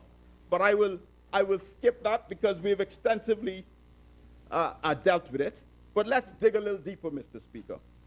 On Thursday, March 1st, 2018, the member of Kalani tabled a document that he said was the heads of agreement for the $5.5 billion deal. And the member for Angliston laid out the questions of character in Krieger and Satpal Donner and how policyholders may have been disadvantaged in relation to the CL financial company and CLECO, etc. That bears not repeating, though we knew none of that when this issue was presented to the House, except for the Prime Minister, who said in this place days later, though not while on the floor of this chamber, that he was fully aware of this convicted criminal's past. Yet, he said so, yet he did not tell us. This is the same Prime Minister, the one who sat next to the criminal who signed the deal with our country, who loves to talk about what a corrupt place the Bahamas is. I believe he's put a $500 million price tag on the country. 500 million price tag on the level of corruption. An arbitrary figure that he admitted that he heard somewhere. Well, I fully expect the Minister of Finance, when he presents his budget next week, to present a surplus, because there's no corruption in this government. And if the number is 500 million, I fully expect a surplus next week. But I don't like to get into all of these corruption talk, Mr. Speaker. But Proverbs 23 is instructive. As a man thinketh,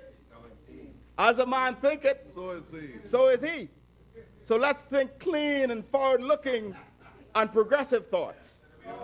So on the heel of all of this thoughts and talks of corruption, in comes Oban.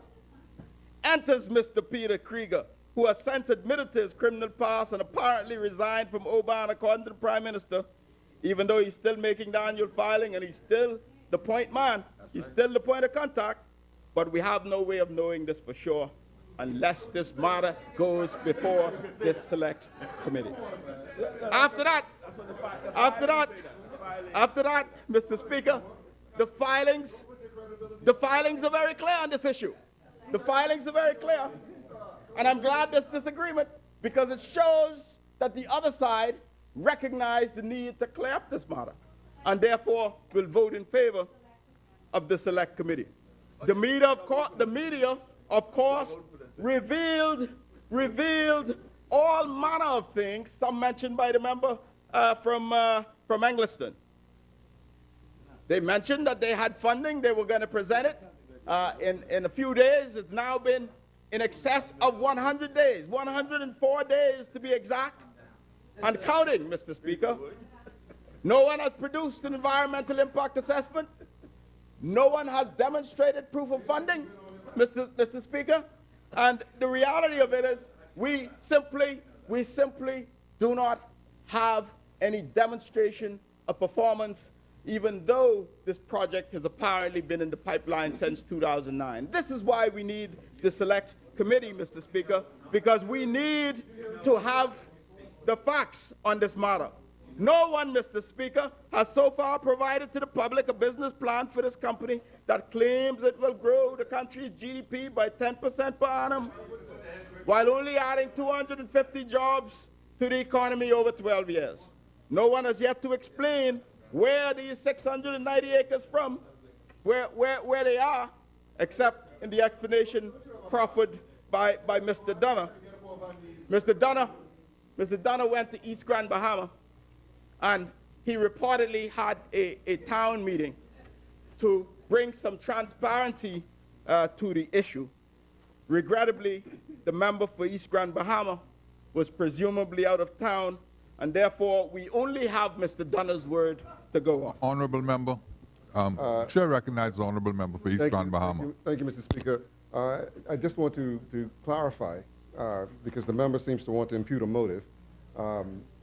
As I have explained to my constituents before and since, I could not make that meeting. That was an Oban meeting, and I could not make it to Grand Bahama because the member for St. Anne's and I had to travel to Europe for very important national business, as we are all aware, in connection to the EU blacklisting, Mr. Speaker. So again, let's not try to infer these negative connotations, Mr. Speaker. Honorable member for Exuma. I only made the point that the member for East Grand Bahama wasn't there. Yes. And therefore, we only have the explanation provided by Mr. Donner. The press said you were in Brazil, by the way, and not Europe. But I make the point you weren't there. So we only have Mr. Donner's word to go on. You can't trust his word. Though we know, what we do know is that the schedules in relation to the Crown land and the location of the Crown land were not laid in this House. What's cracking? Peter gone. Mr. Speaker, it is no secret. It is no secret, Mr. Speaker,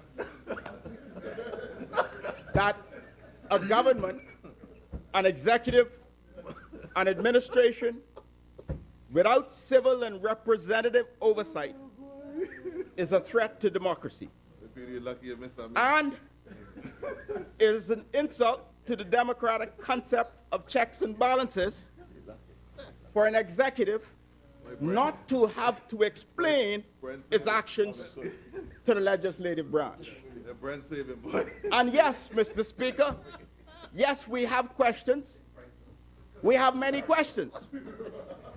Why is it that the government insists on pressing headfirst with Oban, despite the loud protests of outrage from even its own supporters?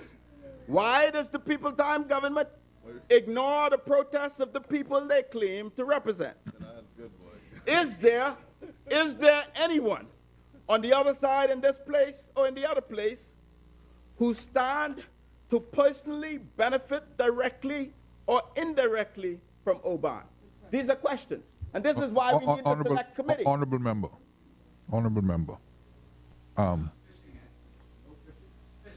Your statement might be phrased in the form of a question, but it is imputing some improper motive. And even it is rhetorical in nature. And my estimation at the chair, it is objectionable. The way you are putting it is objectionable. I have no intentions to be objectionable to you, Mr. Speaker. But Mr. Speaker, my suggestion is only that the public has extensive questions about the Oban deal, and it's in the government's best interest to vote for a select committee so that these questions that might be perceived to be objectionable may be answered. There are more questions. Why is our Attorney General, the government's lawyer, providing a legal opinion in this agreement to Oban? I'm not a lawyer, but this seems unusual. It seems most irregular. And maybe we ought to have sight of that opinion in this select committee. These are questions. And how does the government justify an aggregate of $150,000 over 12 years for expert inspections? A sum of $12,500 a year cannot pay for the time even of the most junior engineer at the Ministry of Works over a 12-year span. Why did the government agree to do something highly environmentally sensitive and agree to waive its ability to cancel the agreement if there is breach? These are all legitimate questions. The Bahamian people want to know, did the government consider the health and safety issues given our experience with similar facilities around the world? And if they did not, is there a dereliction of duty? These are the questions that the Bahamian people want answer to. Why did the government agree to change any law or laws that might adversely impact Oban? Would the government reveal which officer in the AG's office advised the government on this heads of agreement? Did the government in fact break the law? Did the government not comply with the Planning and Subdivision Act, as suggested by a senior member from the other side, who himself happens to be an attorney at law? Why? Why is the default of obligation clause found in section 16.2? Why in that clause did the government agree that Oban don't have any right to do anything? Even though Oban set out what they would do, the agreement says that they have no obligation to do A, B, C, or D, and how will the government determine a breach under this section? It's very clear in 16.2 that the parties agree that neither the estimated investment in oil refinery or the terminal referenced in the recital of this agreement shall be deemed to create or imply any material obligations herein with respect to any specific investment by the developer, nor shall any provisions in section 3 hereof be deemed to create or imply any material obligation to the developer. That's incredible. Now that's a question that the Bahamian people want an answer to. Why does it appear that in the assignment clause found in 1710 that it's rather non-specific? Do we know who the intended parties are who will ultimately Honorable member, the chair recognizes the honorable member for East Grand Bahama. 16.2. Yeah. Okay, 16. The end of, Thank the you. end, the end of 16.2. You need to read this agreement, you know. I said 16.2. 16.2, Mr. Speaker. You know, I'm delighted that the member of Parliament for the reference East Grand Bahama area has found his tongue on this issue, because this is indeed an issue of national importance. I'm delighted that he's now engaged in it. The fundamentals of this deal: who is it with? What is it for? We don't know what it really is because of 16.2. It says essentially that none of what we describe we have to do. No Oban's perspective. In other words, can they just do the housing component and hire 10 people and still have a right to lease the 690 acres and still get all the tax breaks? Those are the questions that arise. And why, in 17.2, did the government waive its right to eminent domain, the right to compulsory acquisition, found in 1712, sorry? And why does the government relinquish its sovereign immunity in 1713 in any legal proceedings related to the agreement? I wonder if this is also highly unusual. And this is why we need the select committee, Mr. Speaker. And we're not trying to ask questions that may be objectionable. We're trying to get to the bottom of the questions that's in the minds of the Bahamian people. And finally, how much will it cost us to extricate the Bahamian people from this deal? I sense, Mr. Speaker, based on commentary by members of the cabinet, that we're growing cold on the Oban deal. And therefore, my question ultimately is, how much will it cost to extricate the Bahamian people from this very bad deal? These are questions. The Bahamian people need answers. The people of Exuma want to know. I contend the worst case scenario in this deal was contemplated by Oban from the very beginning. This agreement, by its crafters from the very start, was well thought out. They're no amateurs, Mr. Speaker. I give it to them. That is why we have loads of questions. That is why we need this committee. And this is why we live in a wonderful democracy, where any member can stand and call for a select committee. That is why we have a public accounts committee. That is why the majority rules and the minority must be heard.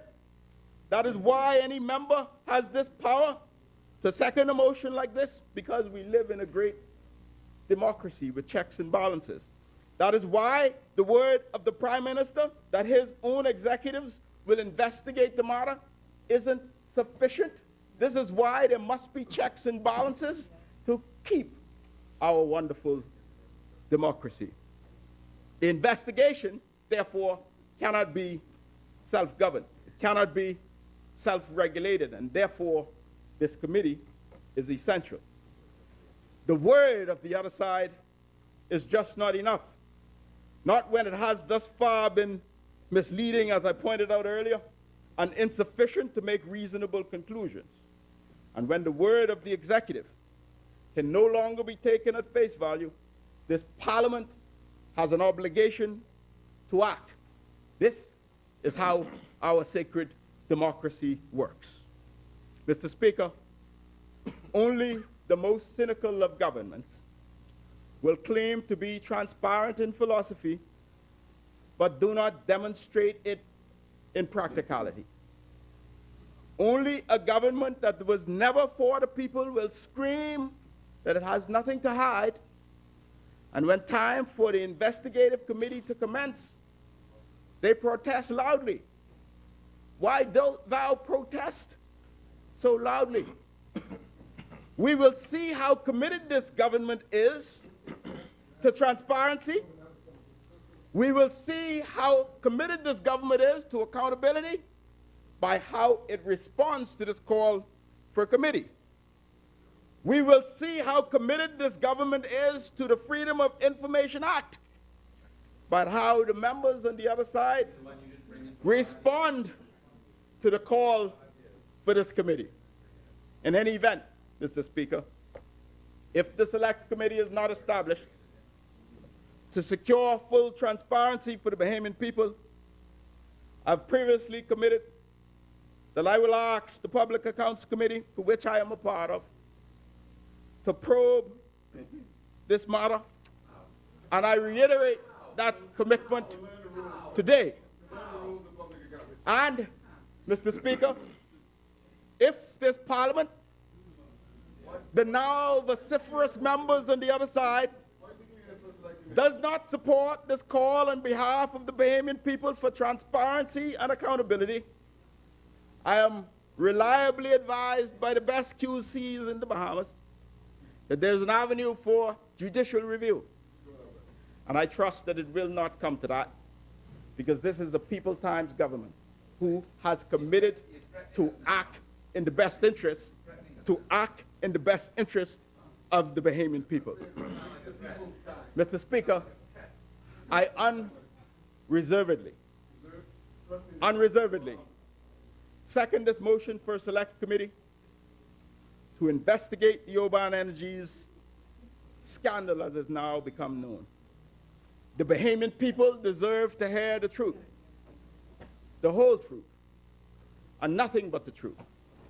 And Mr. Speaker, today, I recommit to explore all avenues available to the Bahamian people to get answers to the many, many questions that we raised today. And that is a promise. Mr. Speaker, I thank you on behalf of the fearless people of Exuma, Exuma Keys, and Ragged Island. Thank you, Mr. Speaker. I reserve the balance of my time.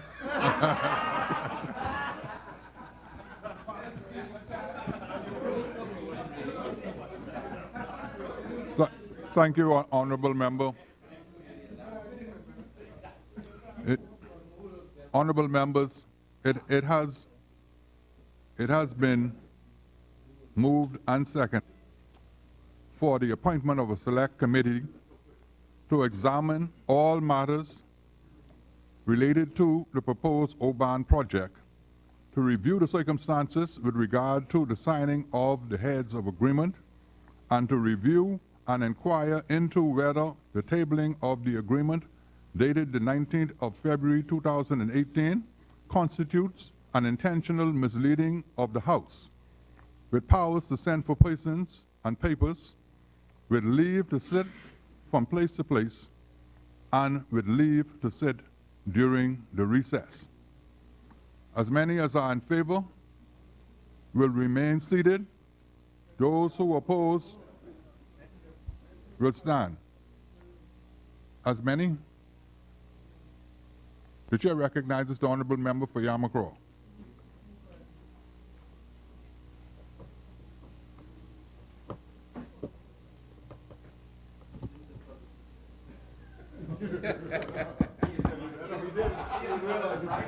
He can tell you better. He's one of the best. Yeah. Mr. Speaker, on the 19th day of March, 2018, the Honorable Dr. Hubert A. Minnis, Prime Minister of the Commonwealth of the Bahamas and Member of Parliament for Kalani, in reference to the Oban project, said in his communications to this Honorable House, and I quote, "The Grand Bahama Project must go hand in hand with the protection of our environment and the conservation of our natural resources. Accordingly, the government will do, and might I say, and is doing, a more comprehensive review of this matter. This review will include our due diligence process at BIA on all environmental and land uses issues, including laws relating to environmental impact assessment and consultation processes, including by residents of Grand Bahama, in particular, East Grand Bahama and others. The government has appointed a cabinet subcommittee to review the heads of agreement with Oban Energies LLC. The cabinet subcommittee is co-chaired by Senator the Honorable Dion Fowkes, Minister of Labor, and Mr. Desmond Bannister, the member of Carmichael and Minister of Works. Other members of the subcommittee are the member of South Beach and Minister of Education, Mr. Jeffrey Lloyd, the Minister of Elizabeth and Minister of Health, Dr. Dwayne Sands, the member of Marathon and Minister of the Environment, Mr. Ferreira, the member for Marco City and Minister of Youth, Sports and Culture, Mr. Michael Pindad, and I, member for Yamacraw. In addition to the Cabinet Subcommittee, there has also been appointed a technical advisory group comprising of both public servants, private sector professionals, and Mr. Lauren Klein, consultant in the Office of the Attorney General, to advise the subcommittee on matters connected to the protection of the environment, the enhancement of economic benefits, and other provisions of the heads of agreement. Mr. Speaker, in accordance with the Prime Minister's statement and Cabinet instructions, the subcommittee has had several meetings with the principals of Oban, and as a member of the subcommittee, I can report that progress is being made. These meetings were conducted in New Providence, Freeport, and at the site in East Grand Bahama, which members of the subcommittee and the technical advisory group toured. Mr. Speaker, it is the position of the government that the appointment of a select committee of this Honorable House of Assembly at this stage would be premature. Accordingly, the government does not support the appointment of a select committee with reference to the heads of agreement between the government and Oban Energies LLC. I thank you, Mr. Speaker, for your indulgence. Thank you, honorable members. Honorable members, it has been moved and seconded for the appointment of a select committee, and I'll read it again, to examine all matters related to the proposed Oban project, to review the circumstances with regard to the signing of the heads of agreement and to review and inquire into whether the tabling of the agreement on the 19th of February 2018 constitutes an intentional misleading of the House, with powers to send for persons and papers, with leave to sit from place to place, and with leave to sit during the recess. As many as are in favor will remain. Honorable member, the question is now being put. He doesn't have a right to speak while the question is being put. He should have indicated prior to the question being put. I'm well in the process. The chair recognizes the honorable member for Cat Island. We have the member from Mango Key who wants to make a contribution to this, and I would like to close. I don't know.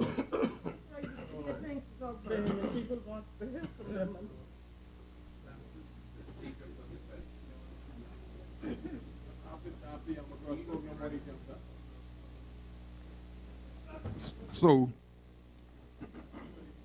the chair recognizes the honorable member for Bamboo Town. Mr. Speaker, we have moved on this side that the question be now put. It has been, the other side has had an opportunity. We've given them an opportunity in this place, Mr. Speaker, to speak to the issue of Oban. We have spoken to it on our side, and we do now move that the question be put so that the House can vote on this and we can move forward. It has been moved and seconded, Mr. Speaker. Honorable members, there is no debate. Once the chair begins to put the question on a matter, there is no debate. I'm not debating. I am engaged in the process here. The process is, Mr. Speaker, the process has been, first of all, Mr. Speaker, the question has to be put by the floor. No one on the floor, there was no question put from the floor. The Speaker, there's no questions been put. How could the Speaker take it upon himself to put the question? The Speaker does not put the question. Now, you could move closer to the debate if you wish to move closer to the debate. That's not a matter. It's not fair, but you cannot, Mr. Speaker, you cannot off your own just put the question and shut down the debate. It's a matter, the debate is the province of members present. Now, and so the member from Mangrove Key took the floor. Now, The member from Mangrove Key did not take the floor. He did not take the floor. Because you refused to recognize him. I asked, it wasn't. Yes, Mr. Speaker. You said, sit down. No, I didn't say that, honorable member. What did you say, Mr. What I said is what I will do was I would read the question again. And I started the process of reading the entire question again. Right. And no member was on his feet when I started. Right. I indicated to the House that I was going to put the question, and I started to read the question. When I got... Pardon?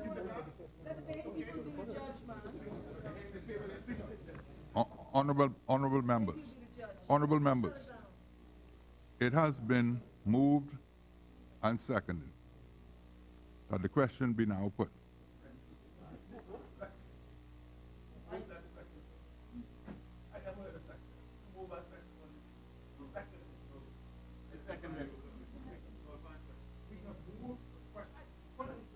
Debate to be closed so that we can vote on this issue. We've given the other side an opportunity to both move the question and to have a seconder. We have responded to it, Mr. Speaker, and the rules also provide for us to ask for the question to be put and for this debate to be closed. And we're doing that, Mr. Speaker.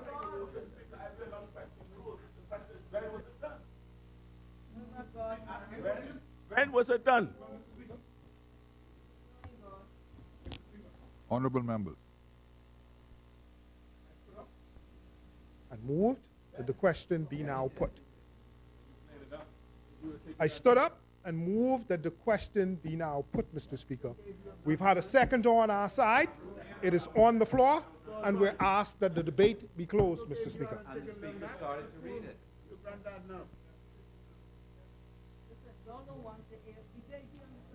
Honorable members, it has been moved and seconded that the motion for the appointment of a select committee be now put. As many as are in favor will remain seated. Those who oppose will stand. Oppose the motion. I've read it two times.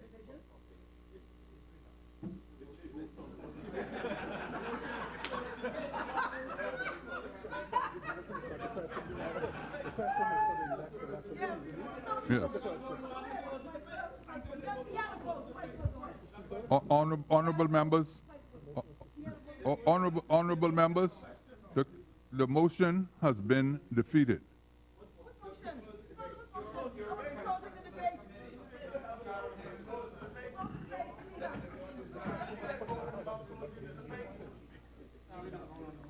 Honorable members, there is no debate on this matter. The motion was put.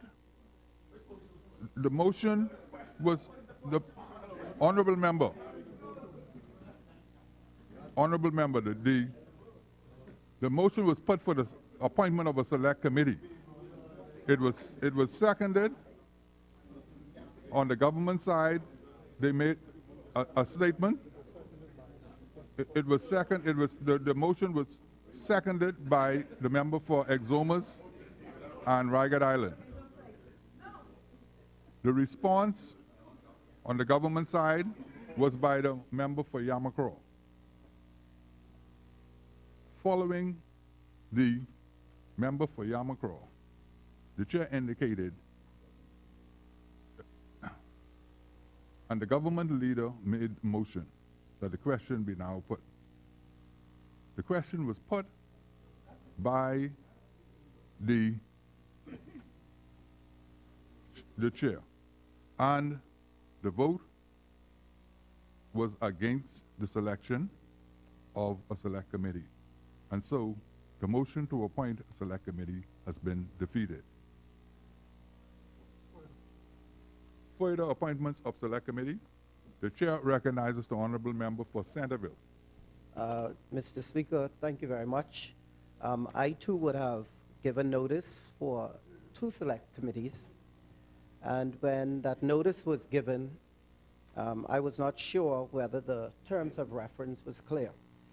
Before I would like to beg your permission, however, to read the terms of references of both the committees just into the record of the House.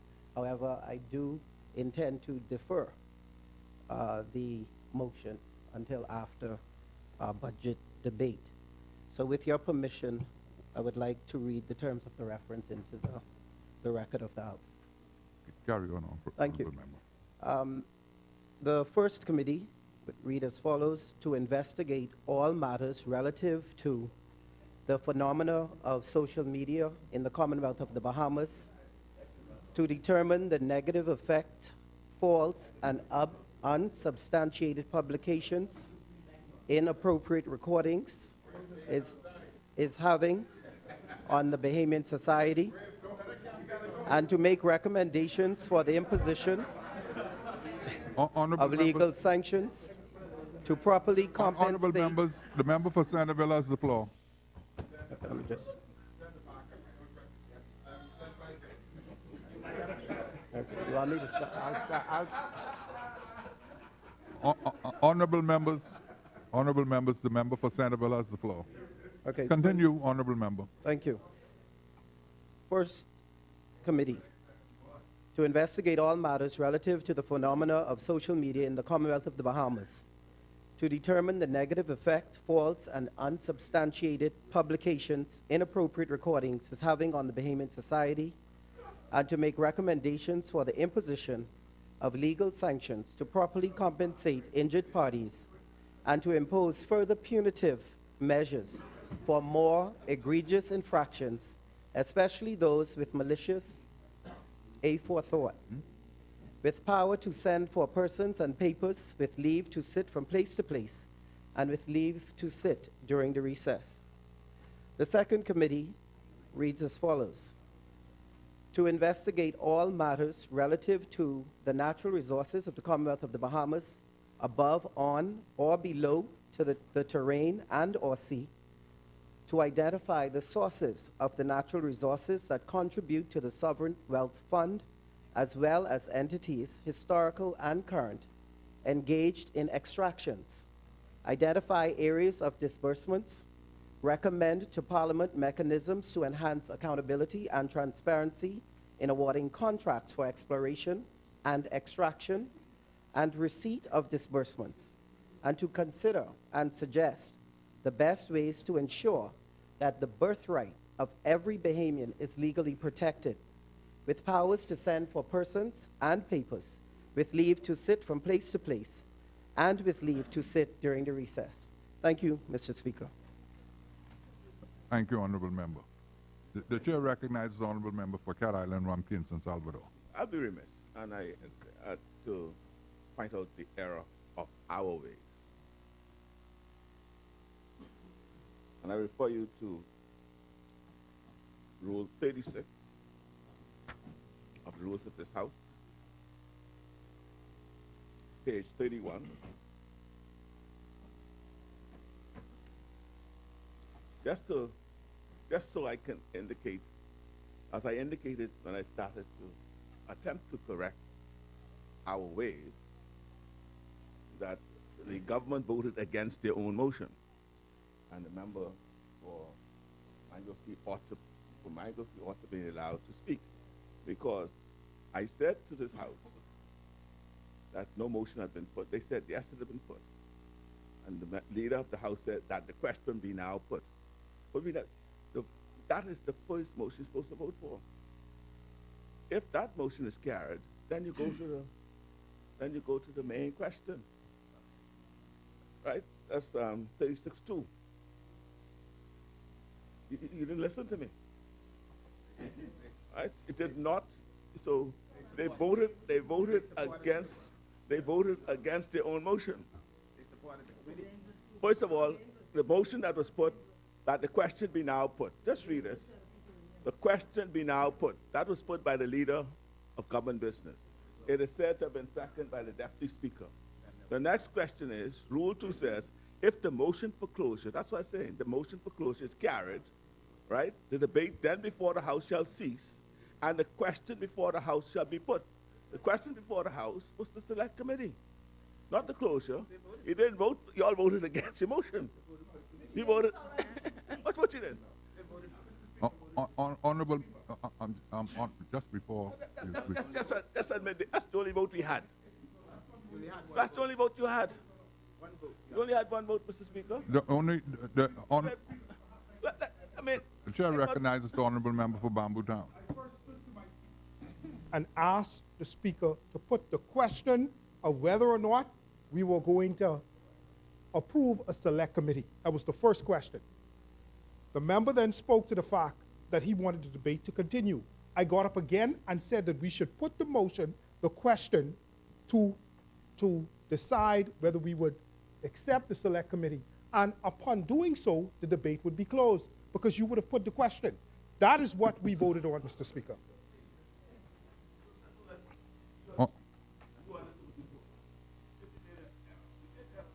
I said we did. I was attempting to correct it, but we did it. Because we participated in the vote. We should have abstained. But we participated in the vote by saying we didn't agree with closure. He moved closure. We're supposed to have voted on that. And go on. That's an error, man. So what is the issue then before the House? The chair recognizes the Honorable Member for Carmichael. Speaker, if I may assist. The leader opposite has mistaken his interpretation of Rule 36. Rule 36 speaks to the substantive motion being put. And the only question that one would vote for when we're putting it is a a substantive motion. That's what the rule speaks to. And so, Mr. Speaker, Yeah, let him speak, let him speak. Procedure. No, let him speak. Let him speak. Honorable member for why you interrupting me? Why are you interrupting me? Let's move on, then let's move for adjournment, move on from the agenda then. Speaker, 36 refers to the substantive motion. Exactly. And that is the motion that we voted on. So there's no error, Mr. Speaker.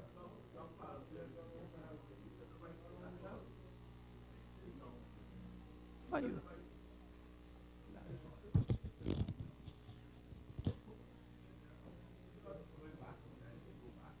Then let's do the next item. That's the second time. That's the second time you said that. honorable members, we move on the order of business. Instructions to select committee. Discharge of select committees. Notices for future meetings. Honorable members, notices for future meetings. Honorable member the chair recognizes the honorable member for Mangrove Key South and Central Andros. Speaker, I guess this will be the only time I'll have a voice today in this honorable place. Mr. Speaker, I would say that all notices standing in the name of Her Majesty's Laudable should remain. Thank you. Thank you, honorable member. Chair recognizes the honorable member for Bamboo Town. Mr. Speaker, I renew all matters in the name of the government of the Bahamas. And Mr. Speaker, I do move that the House adjourns until 10 a.m. Wednesday, the 30th of May, 2018. It has been moved and seconded. Is there a second, first of all? Ended on Wednesday that the Minister of Finance will come with the budget communique. And we will put the member for East Grand Bahama, and we will begin the budget debate in earnest a week after that. Honorable member, the date of the adjournment is the 29th, Wednesday the 20th? 30th. The 30th? The 30th? The 30th. Second. Moved and seconded. The business of this House adjourned to 10 a.m. the 30th of May, 2018. As many as in favor will remain seated. Those who oppose will stand.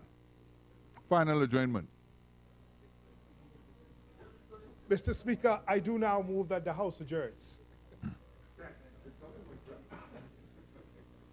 It has been seconded that the business of this House adjourn to the 30th of May, 2018 at 10 a.m.